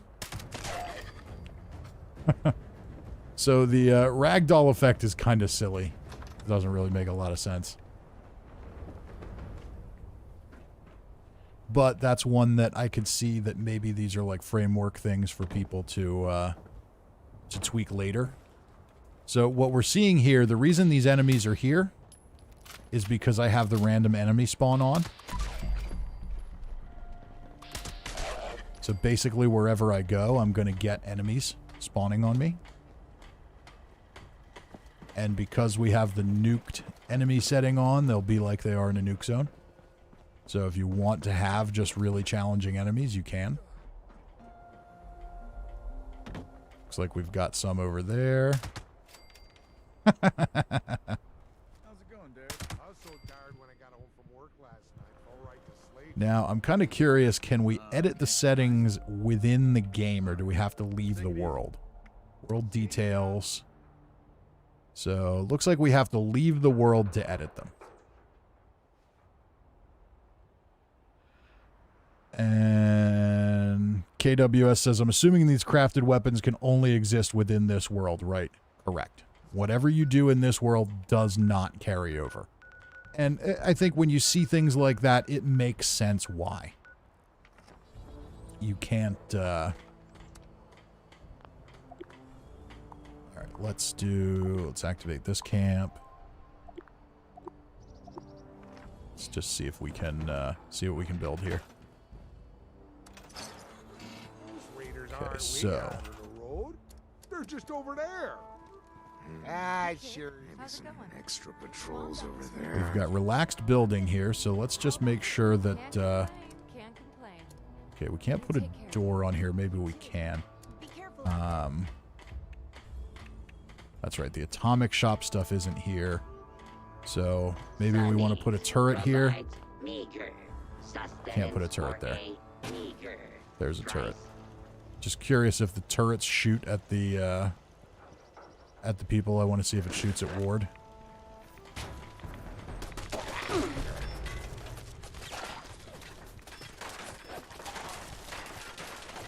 And do the turrets do 900% damage too? Apparently not.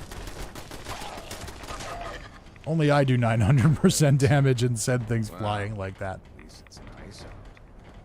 We got more? We got more ghouls?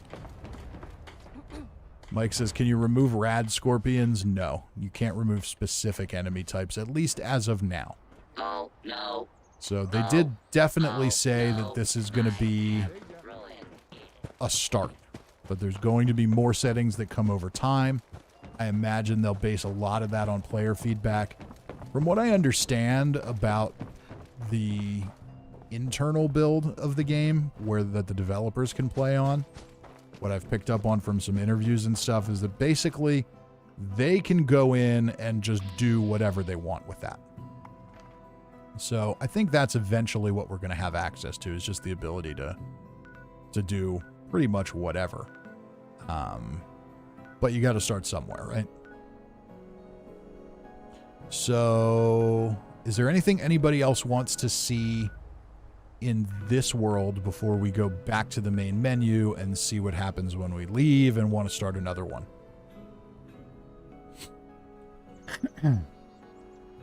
Any like specific locations you want to see if you can build at, things like that. I'm kind of curious if I can build like on top of the White Spring Hotel.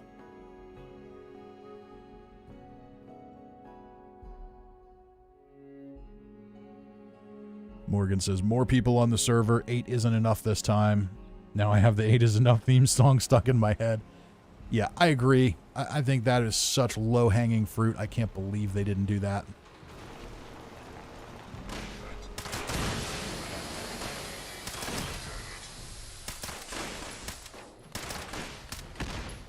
So it's really easy to kill everything in sight when you have 900% damage. I guess I should have done the extra jump height, huh? If I want to try to get on top of the White Spring.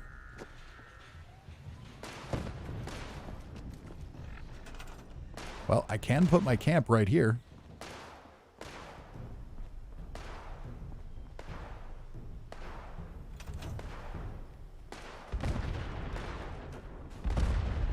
My guess is that you can put your camp pretty much wherever you want. Mike says, can you build inside interiors? You can't build... If it's an interior you have to load into, you can't. But let's say we wanted to build inside an interior you don't have to load into. So maybe I want to build inside this bus. Ooh, can't put the module down there. Okay. So there are definitely some places you can't do it. But now let's say I want to build here.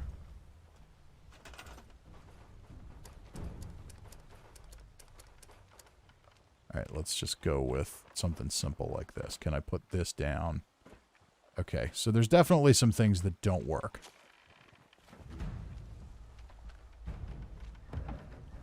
But that's the relaxed building, so you can just float things. Which is kind of cool, too. Let's see if there's anywhere else. What if we wanted to redecorate the White Spring train station? Perimeter movement detected. Engaging hostile.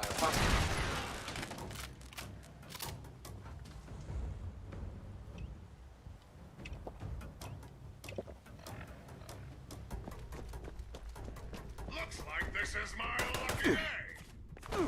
Oh, I forgot to turn damage off.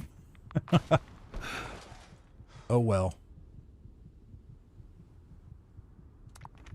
That's okay. We'll just respawn right where we wanted to go.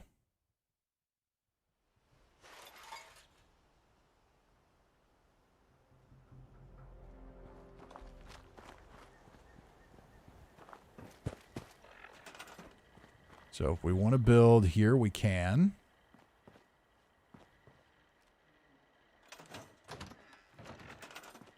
We can even put it right inside here, too.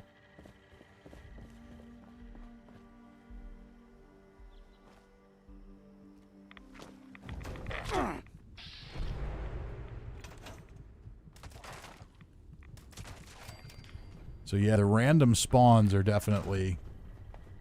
It's a cool idea, but I think it needs more tweaking. In the sense that I think you need to be able to pick the type of enemies that spawn and when they spawn. Otherwise, it's just kind of annoying.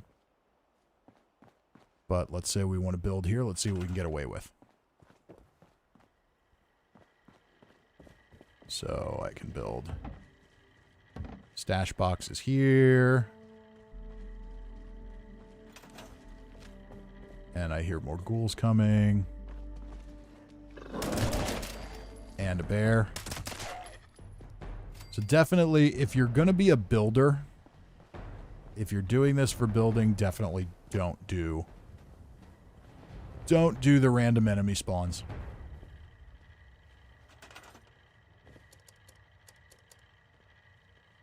So if I wanted to put up science chalkboards, I can do that.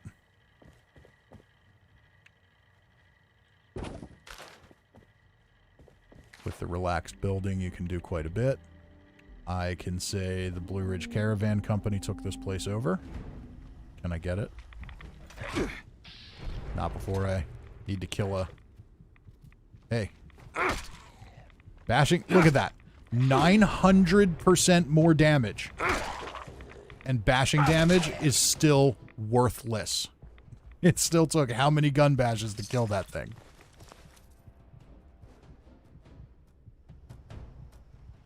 Mike says, wondering if you can one-shot an imposter sheep squatch, but that's for another time.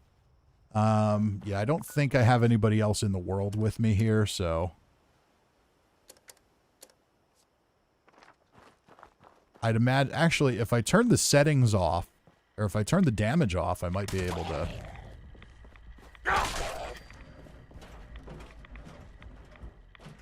Okay, what was I gonna do here? Blue Ridge Caravan flag. Can I put this up?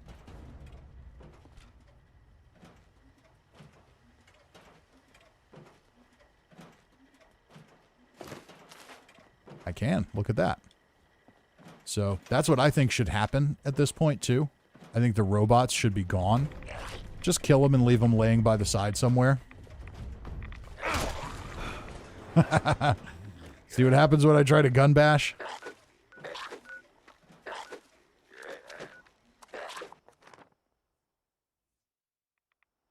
Morgan says, do you get XP here? Does it carry over? You get XP here, but it does not carry over. This is definitely more of a shits and giggles kind of mode.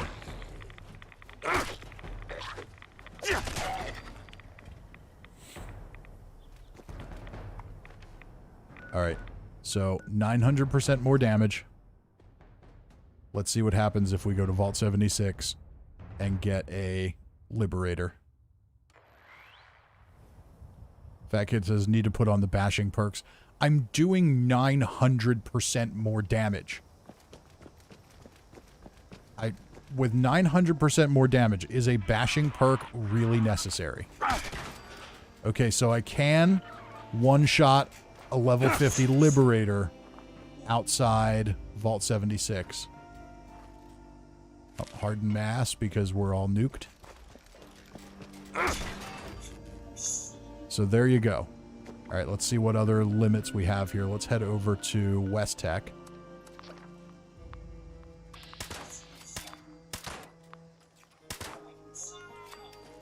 This whole thing is just going to be about determining what level. What does it take to make bashing damage work?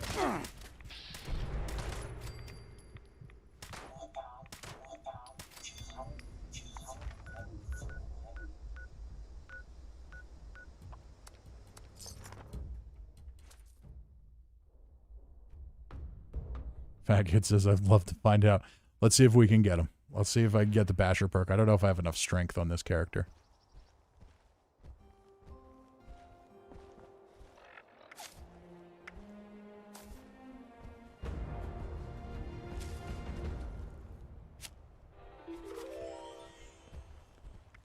Okay,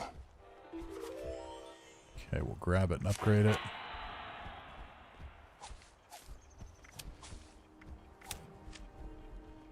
All right, I'm not overweight, so we're going to do 50% more now. All right, so sneaking, we were able to one-shot a super mutant with bashing.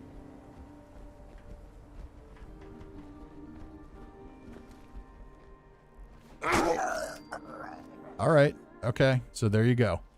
So 900% more damage and the basher perk and sneaking. We'll do it. But if you're not sneaking, you're still screwed.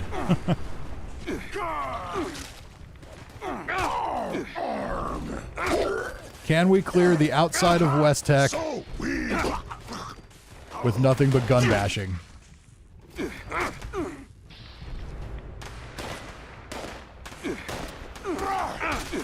Now maybe if I had bashing damage on one of these weapons.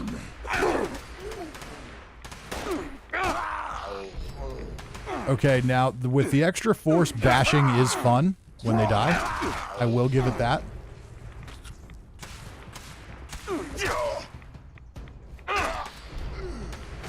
I still say that I want bashing speed, though.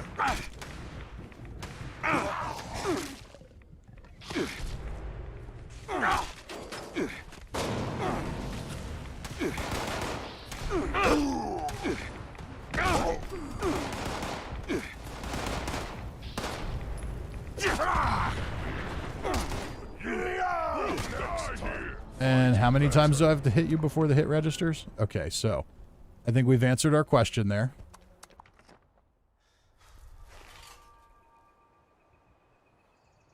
Morgan says, one shot, he exploded. Counterplex says, it would suck for Little Elf to spend all that time making something cool just for it to vanish the moment she logged off. It doesn't vanish when you log off. You'll see. When we get back out here, you'll see. Okay, so can we fix this, please? Alright,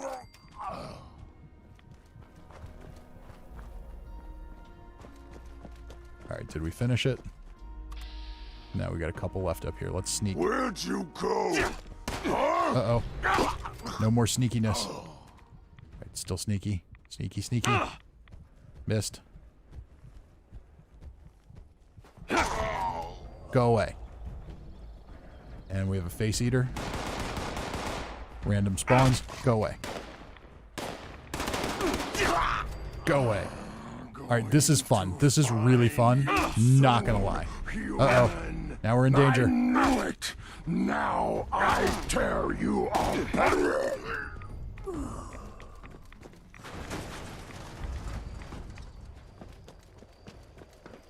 Plus 25% damage while standing still. I forgot that's a thing now. Alright, we gotta go clear the back. Oh, no, we got... Okay, never mind. These random enemy spawns are too irritating. You'll never clear anything. So, if you do just want endless fighting, you can do that. Alright, let's go back to the main menu. Cirque says GTA's director mode. And what I did realize there was I was overweight that whole time. But if you turn off AP for sprinting, then it doesn't matter. So for all intents and purposes, it didn't give me any trouble fast traveling or respawning or anything like that. So it looks like for all intents and purposes, you can turn carry weight off. Cirque says just punch them. That would be cool. Morgan says, what about bashing the behemoth? That would be fun. And Mike says, McRib's just getting everything he comes across. Go for headshots. Craft a minigun with bashing damage. All right, so now we went back to the main menu. So now if I go to custom world, I can view worlds. So you have the world here. It's kind of like your camp slot. So the world is saved. I can then create a new one if I want to. I'm pretty sure I can also change characters and go into this world again. Now, I can also edit the world. So we're going to edit the settings. That proximity enemy spawn thing is really annoying. So we're going to make that go away. The searing thing was kind of stupid. We're going to make that go away. We're going to replace that with Ash Storm. And then jump AP cost, let's make that none. Jump height, we'll make that a little higher. Visual filter, I don't care. Fast travel, default, we're going to make that free. All discovered, fall damage 0. Okay, so I think we're okay there. So now we can go back in on this other character if we want to.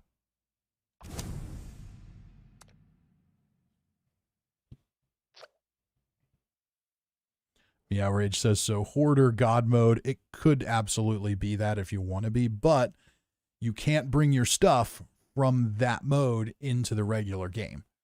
Now, where this is going to come in is going to be that player who, if you're somebody who for Fallout 4, you downloaded all the cheat mods and God mode mods so you could just collect 9 million Nuka-Cola bottles and build an entire tower out of them or something, then this mode is going to be more for you.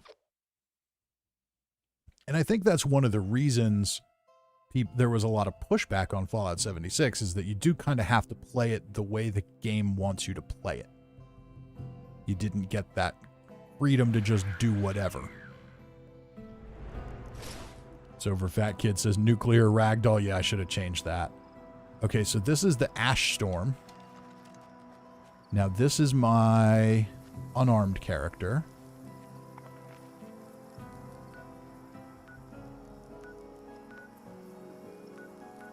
So let's go find a place with some things to smack around. Fat Kid says I would play that solo. That's the whole point. Yeah, is you have a mode that you can go into and just do whatever you want.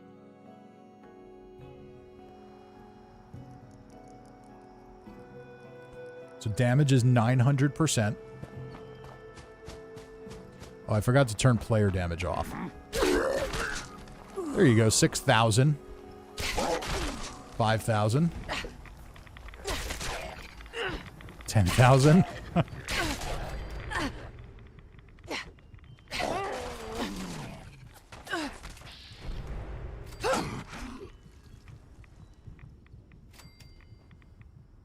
So the ragdoll effect is pretty cool. Being able to just send things flying. So you kind of get the point. So it works, basically it works like the regular game works. Except, so now I go back to the main menu. It works like the regular game works, but the difference is you set up your own custom world. So it's not persistent, it doesn't stay in it, but it works like the regular game. So it's going to reload a new server with your settings. So think of it as if you were the developer at Bethesda, you get to do what you want with those settings and you and your friends can play on it. And you can always go back into it. So now let's say I want to, you see an option down here for re-import character. This will delete your current character and re-import from adventure mode. So because your progress doesn't carry over, let's say you play in your custom world for a little while, but then you're over in adventure mode and you get a weapon that you really want to be able to bring with you, or you learn a new plan so that you can build stuff. Maybe you get a new plan from the scoreboard. Well, if you want that, or you get a new plan from an event or something like that, but you don't know that plan in your custom world because your progress doesn't carry over, you can re-import your character. So basically it takes out what's in there and then re-imports it. But when you do that, you will lose whatever you've built, which I think is going to be a flaw. They're going to need to find I do think they're going to need to find a way to keep your camp builds here, because if it's just for builders, just turn off the need to learn things. Turn off the need to learn plans. And I think you'd be okay outside of Atom Shop ones. So you can do that if you want to. Now, the other thing you can do is view worlds. Let's create a new world. And let's just call this Test World 2. So we're going to go ahead and edit this one. Edit the settings. And for this one, let's leave all the building stuff alone. Let's change combat. So equipment durability. Let's say I wanted to make a really crazy PvP world. Equipment durability weak. Legendary mod effects off. Proximity enemy spawn off. Difficulty hard. Very hard nuclear. Let's leave them alone. PvP rules always on. So if anyone watching is on the PTS and wants to jump in to experiment with this, that would be cool. Nuked Flora and creatures, we'll leave that alone. Vats melee and AP cost, we'll leave it alone. Actually, let's make it nuclear. Let's make it cost more to use Vats for shooting. Dismemberment, that's fine. Ragdoll behavior can stay fine. Infinite ammo is off. Damage received. High, very high. Nuclear. So that would be crazy, but we're going to leave that. We're going to turn that to very low. And the reason we're going to turn that to very low is, let's say we're PvPing with somebody, you're going to need to hit them more. Damage dealt is also going to be very low. So damage dealt is going to be low, but let's turn infinite ammo on. We'll still leave reloads on though. Then general weather. Let's go with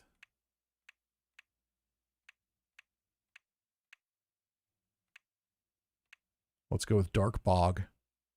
Jumping AP cost, we're going to make that nuclear.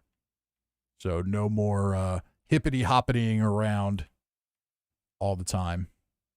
Jump height, we're going to make that default. We'll just leave that alone. Power armor drain is fine. Visual filter, who cares? We'll leave that alone too for now. Fast travel, we'll make that free just for the sake of experimentation. All discovered. And we'll turn off fall damage.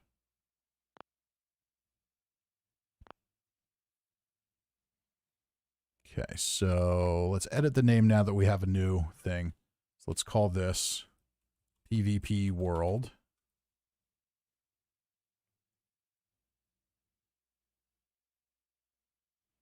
Cousin Todd says, I keep getting Ragdoll by Aerosmith stuck in my head and I don't remember most of the lyrics. I don't think anyone ever knew the lyrics. It was Ragdoll, blah, blah, blah, blah, blah, something like that. Wasn't there a Beavis and Butthead sketch on that? Morgan says they need to put Ragdoll in adventure mode. Bodies just possibly falling from the sky onto other players next door. Doesn't that happen now? Bodies just randomly fall out of the sky? Cirque says, how many test worlds can you save? I'm not sure. Fat Kid says Nuka Rain. Let's see if we can change that. So edit world settings, general, weather. Quantum Storm Rain, is that what you're going for? Let's check that out.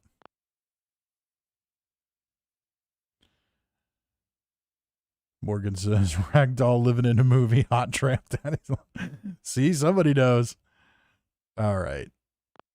Okay, so we got that. PvP world. We have that. All that stuff is fine. Let's change the world image. We'll go with this one. All right, so we did that.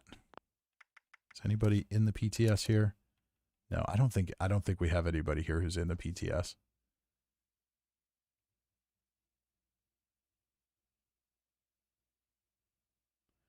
And Mike says, I believe it's up to 3. Oh, as far as how many you can save, let's test it and find out. We don't have anybody to experiment with PvP with, so let's just see how many worlds we can build.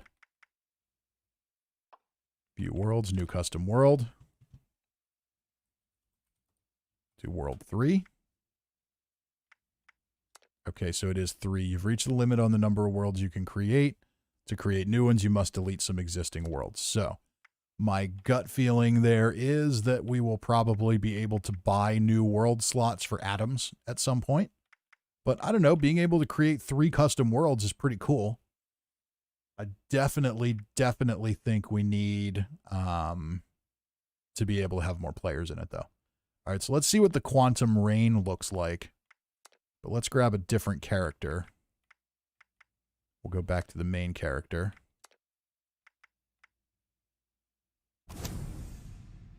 And we'll play that world.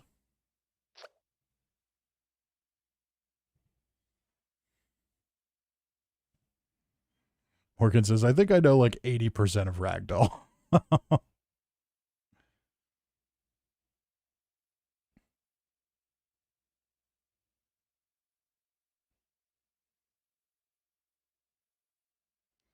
Cousin Todd says, now I've got Purple Rain stuck in my head, but I love that song, so it's cool. Can you change it to Quantum Rain? All right, let's check this one out.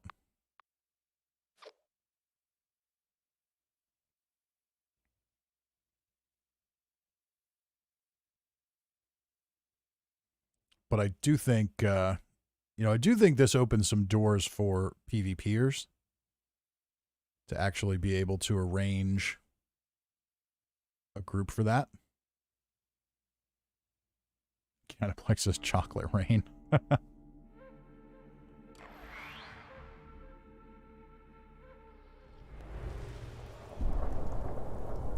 All right, so Quantum Rain is on. Oh, so it looks like it does when you have that accidental purple thing happening in your game. All right, so now remember we turned the damage, we changed the damage a lot. So let's go. So I imported my character. So when we went into the new world that we created, it imported the character from Adventure, not from the other custom world. So that's kind of cool too. It's kind of cool to know that. All right, let's head over to the repair yard and just see what's there and how hard it is to kill things.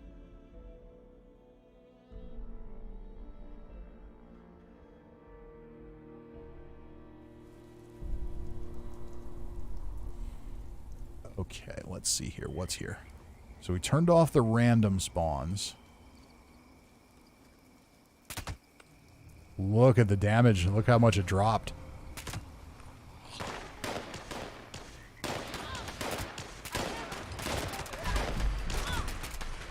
Still fairly easy to kill things, but we're definitely not one-shotting everything.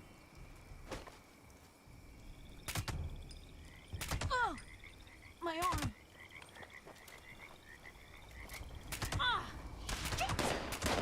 I'll avenge you.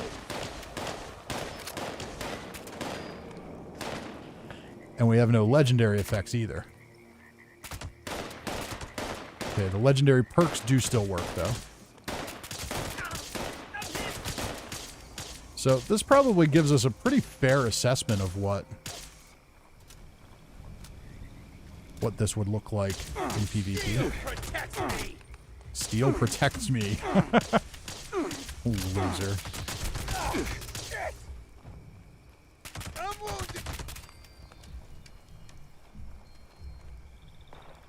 So there we have it. So here is what Quantum Rain looks like. It very much does look like Purple Rain.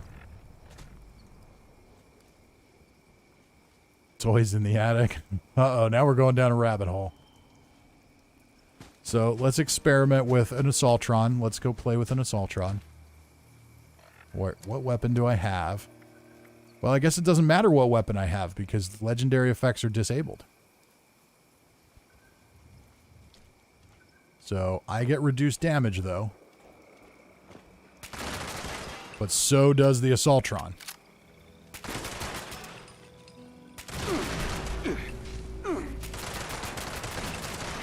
I don't know, that head laser is still pretty deadly, though. Look how hard it is to kill things.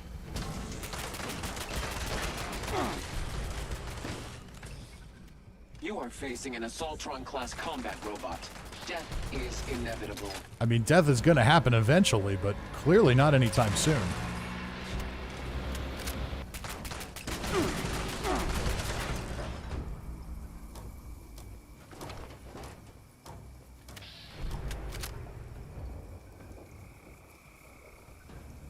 Mike says when this goes live, I'm going to try setting up a horror-type custom map with dark fog and scary mobs. And that's the whole thing with it. That's where I think it becomes really cool, but I also think in order for it to really work, you need to be able to have more players on it. 8 players just isn't enough.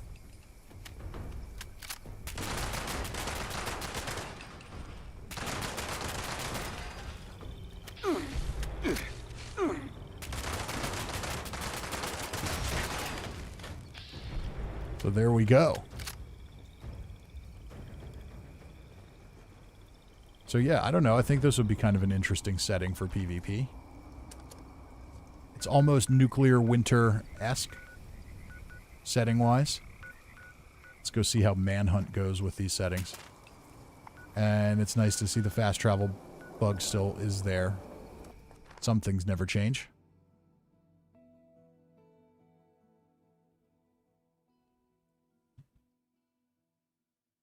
I see a lot of potential for this mode. I really, really do. But we need more people. As the warden of Eastern Regional Penitentiary, I'm coming to you with an urgent message. Mad Dog Malone is on the loose. Again. I'm deputizing any citizens hearing this message. Head to Grafton Dam and attempt to subdue him. So the fixer's going to make more sense here because it does more damage. I will make an example. Look at that. 20. The other prisoners. My 19. marshals will take care of transporting him back here. So if we can get headshots, we still do pretty good.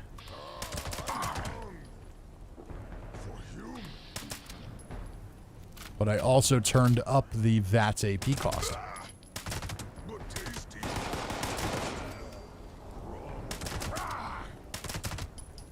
See, this is, honestly, this is more fun. Just if I know that I don't have to go hunting for ammo afterwards, then a more challenging game is not a bad thing.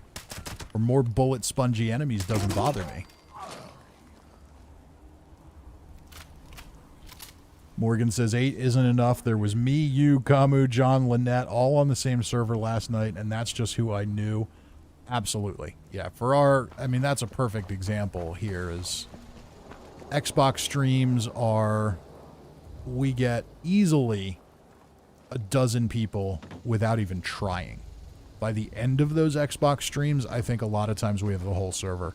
I think there were, the one night we did Project Paradise, and I think there were 18 of us there. It was crazy.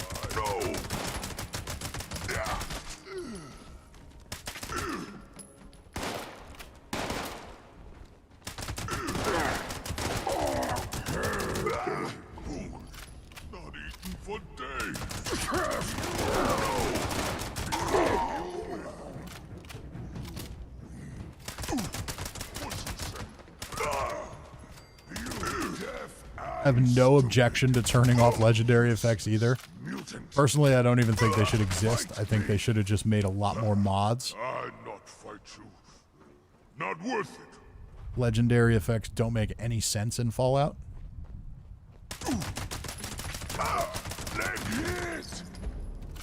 Is there some magic elf somewhere, like sitting around a cauldron making weapons magical? Just doesn't make sense. Never made sense to me that they're in Fallout.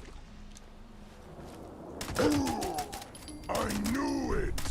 I'm going to tear you apart. Go back to prison.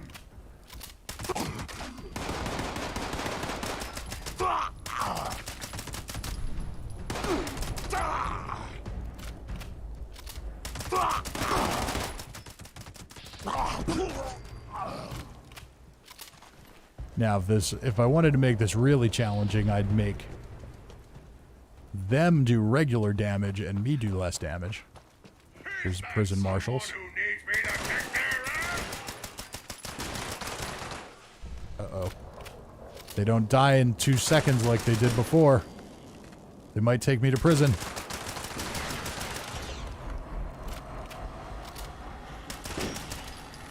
Nope. I still win.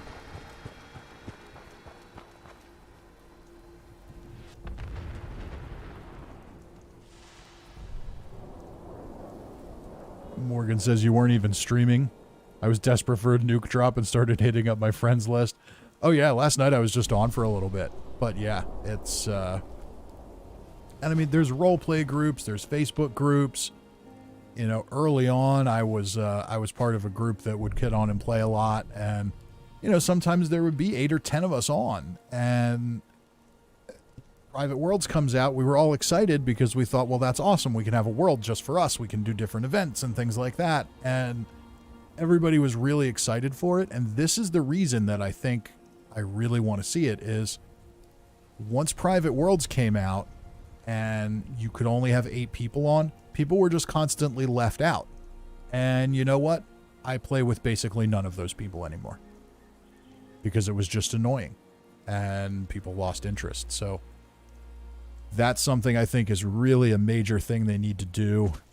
I know there was an interview with, I think, Jeff Gardner a while back where he said this is something we're looking at, but it's not like on the horizon. Well, how is it not on the horizon? How do you not see that this is a thing people need?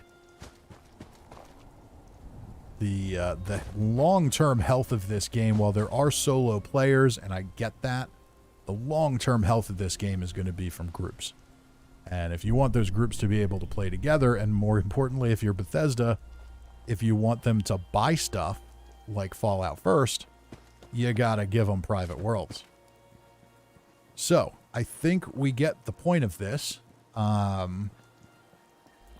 think we get the point of how Private Worlds works, or how Custom Worlds works. So, you can't take your you can't take your stuff with you. You know, I can go in there and I can turn off crafting requirements. I can craft 350 legendary fixers and see if I get a good one or whatever I want to do. But I can't take that back to adventure mode with me. I can build wherever I want to, but I can't take that back to adventure mode with me. The Fallout worlds here, these are the public ones that hold 24 players, and this is my whole thing. If this can hold 24 players, why can't this? Why can't I have that option? I understand that it might affect performance. I get it, but let me decide that. I'm already paying a fee to be able to do this. Let's be honest with ourselves here. Fallout First has been incredibly underwhelming for a very long time. This makes it worth the price they're asking. So, but let me put 24 people on it if you want to. Even if you have to charge me a couple more bucks a month, I'm not opposed to that. I get that not everyone needs that ability. But I'd really, really like to see that. I think that would make a ton of sense. So, you know, let me choose if it's 8 players or 4 players or 24 players. The other thing I'd like to see is like this section here where Bethesda essentially creates a world and you just play in it. My guess is it's randomized. I bet they're not even curated. I bet they're randomized. But why not let us create our own custom worlds and have a toggle option for them to be public? And then just have a whole list of worlds that you can go through and join, whether you have Fallout First or not. I think that would be really cool. And you'd be able to show off to people, because one of the things about this game is, and I think it's one of the things that makes it so compelling, is I can build a camp in adventure mode, put up vending machines, and I know that people are going to come see it.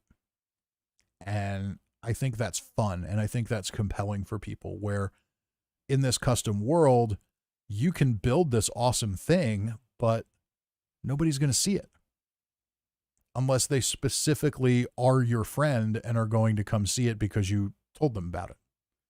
And that's fine and good, but I like the idea of, like, I've been playing the game for a few years now. I still get a little bit of a thrill out of it when I see like lower level players at my camp doing stuff. I think that's cool. You're not going to see that in this. So why not have the option to make these public worlds and give a 5th option on the little wheel of worlds here and let people just jump in either randomly or they could pick from a list of whatever's available. I think that would be really, really fun. That kid could say people upvote them. That would be cool too. You know, you build a world with awesome settings. Like Maybe you want to do a PvP survival world. You give it a category. Okay, this is a PvP world. And anybody who wants to do that could choose from those worlds to join. This makes all of that possible over time. You know, and I get it. If it's not available right away, you got to start somewhere. That's fine. But I think that's a next logical step for this, and I think it would be really cool. Morgan says, I've been watching Lorespade play Conan Exiles. He rents his own server and made the world what he wants, and anyone can join. Fallout should do the same. If we had that, I think a lot of these, that's essentially what I'm asking for there. You know, if we had something like that, I think you would have some interesting stuff happening. So those settings I made for that PvP world, that would be cool. Give us some more settings where we can pick rewards for kills or have a scoreboard or, you know, something like that we could do. I mean, how cool would that be to just be able to set up a world with a kill count scoreboard and everybody on the server could see it. We just do a 3-hour stream where all the viewers can just jump right in there and we can all just see who can get the most kills in an hour. Something like that I think could be really fun. And then we can change the settings and turn on the random enemy spawns and make it challenging. And there's so many things we could do with it, but none of those things can be done with 8 players on the world. It doesn't make any sense to me why that's a thing. You know, you could even change some of the settings. Like, for example, I can see where 24 players who all have the ability to build a double-sized camp with no resource requirements, and they can build it 300 times higher. Okay, I understand where that's probably going to break things. So don't give me that option. Say, okay, here's the deal. You can have 24 people, but you have to leave all your camp stuff at defaults. Fine. You can do that. I don't understand it. I don't understand why we're limited to 8 players. It doesn't make any sense to me. And Morgan says, like everything from camp raiding to PvP. Yeah. And why not? You know, turn on camp destruction. Come on, build a camp. And, you know, I could even set it up ahead of time. Maybe I go in and take over a bunch of workshops, build them up. And now some kind of world persistence would be helpful there, because that's an awful lot of work to do. But you could build structures. You could do all kinds of stuff, places for people to hide, change things up a little bit. I think it would be interesting. I'd also like to see the ability to have all of your camps populate on a world at the same time. If you're in a custom world, why not? What's the problem? But yeah, ultimately the biggest complaint I have, I'd like to see world persistence. I think that would be cool. Even if it was only for a set time period. Even if you said that your world persistence is only there for 24 hours, that would still let me, let's say it's a Wednesday and we're going to do a stream Wednesday night. That would let me on Wednesday morning, I could go in, put stuff around for a scavenger hunt, set up things in workshops, whatever, take some time, get it set up, and then go about my day, do whatever else I'm going to do. And then we come back that night and it's fine. But without persistence, I essentially have to turn it on and I have to do all that stuff right before the stream, which just isn't logistically possible most of the time. So we'll find out. Fat Kid says, sounds like a hell of a lot of work for Bethesda with a little payoff. I don't know about that. I don't know about that. I think the big thing, the low-hanging fruit for them is simply let us have 24 players on the custom world. I mean, that's no work at all. All that is a limitation that they've put in place. Just remove that. Make it 24. Done. Problem solved. 24 players works in adventure mode, and sometimes there's more. I think it can actually hold up to 36. 24 players apparently works in this mode, the whatever you call the public custom world mode. Why can't it work in my custom world mode? Why am I limited there? Why are we limited to 8 in regular private adventure mode? It just doesn't make sense. It must be a monetization thing. Maybe they're thinking that if too many people can get in, then they won't sell them. I don't know. You're now owned by a multi-billion-dollar global corporation. Suck it up. Let us have 24 people on the server. I'll pay you $2 more a month. It's fine. Whatever. You know, I don't care about that. So Morgan says, pay off. I'd pay $25 a month if they set up servers like Conan Exiles. And that's another thing that people would do. I really do think that if you could have your own private persistent server and anyone could join it, I can just maybe send out a link, you know, post a link on Twitter or something like that. I don't know how you do that on console, but, you know, something like that I think would be really interesting. And I think a lot of particularly content creators would definitely go for it, but not just content creators, people who do role play groups, people who have all those things that, you know, the game doesn't necessarily facilitate all that well right now. So there's lots of things that would be open for that. That kid says, but they want $25 for a power armor skin. Yeah, but do they? I mean, realistically, who's paying that? Nobody's paying that.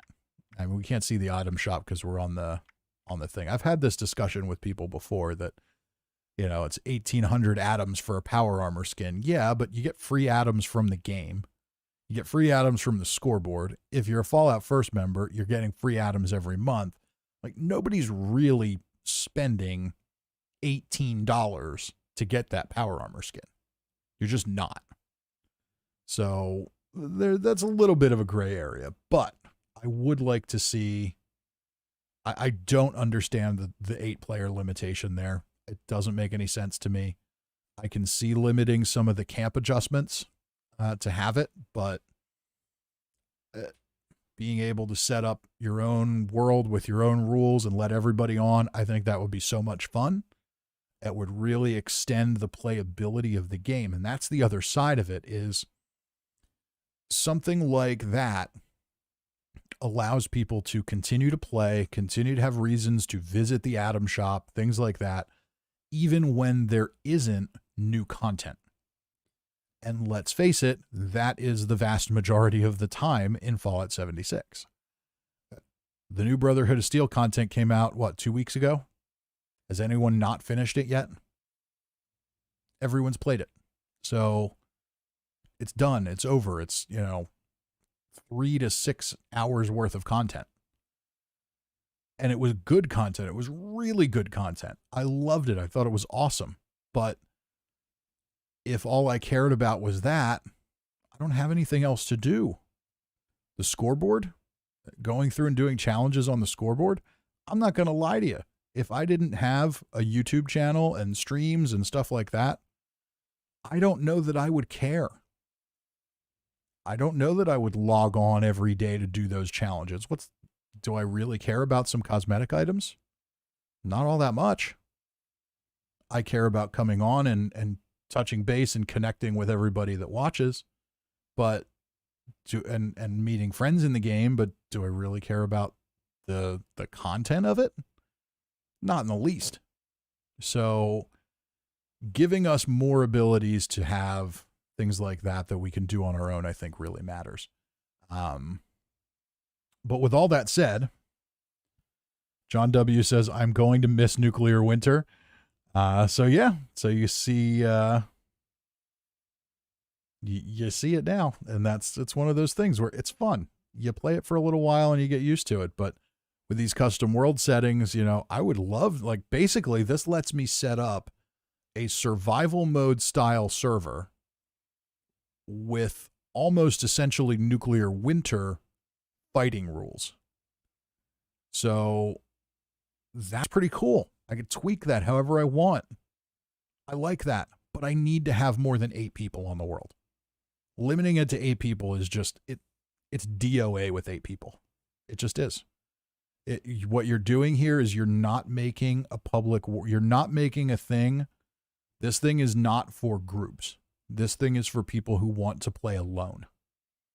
They're basically saying, please pay us $12.99 a month so that you can play Fallout 76 alone however you want to. And that's fine. There are people who want to do that. but there's a much bigger use for this that would be way more sensible. So John says, I'd like them to save a private nuclear winter for friends to jump into. I think that would be cool too. I don't know, technically speaking, whether that's maybe a major challenge, but you know, who knows? We need a firestorm setting. I think that would be cool. Zamet says, would be nice if they would add a highlight feature to help find slain enemies. That would also be very cool.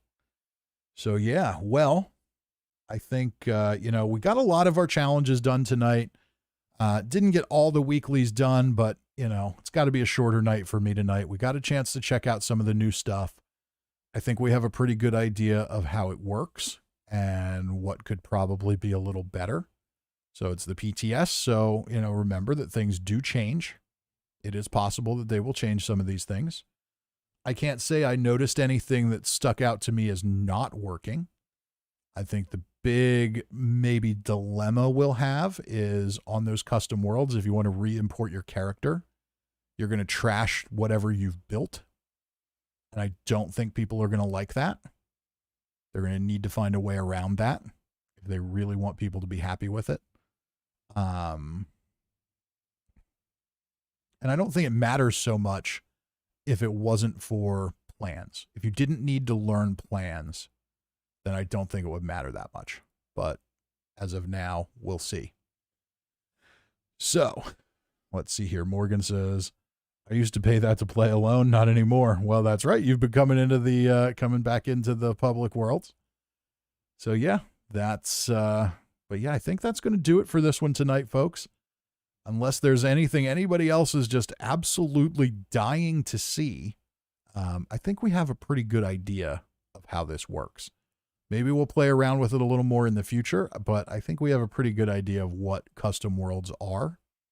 It's definitely a foundation. It's not the be-all, end-all of this thing, and there's definitely going to be more to it, but I think I'm going to, you know, my big thing that I'm going to push on is I want more people in the custom world. Limiting it to 8 people sucks.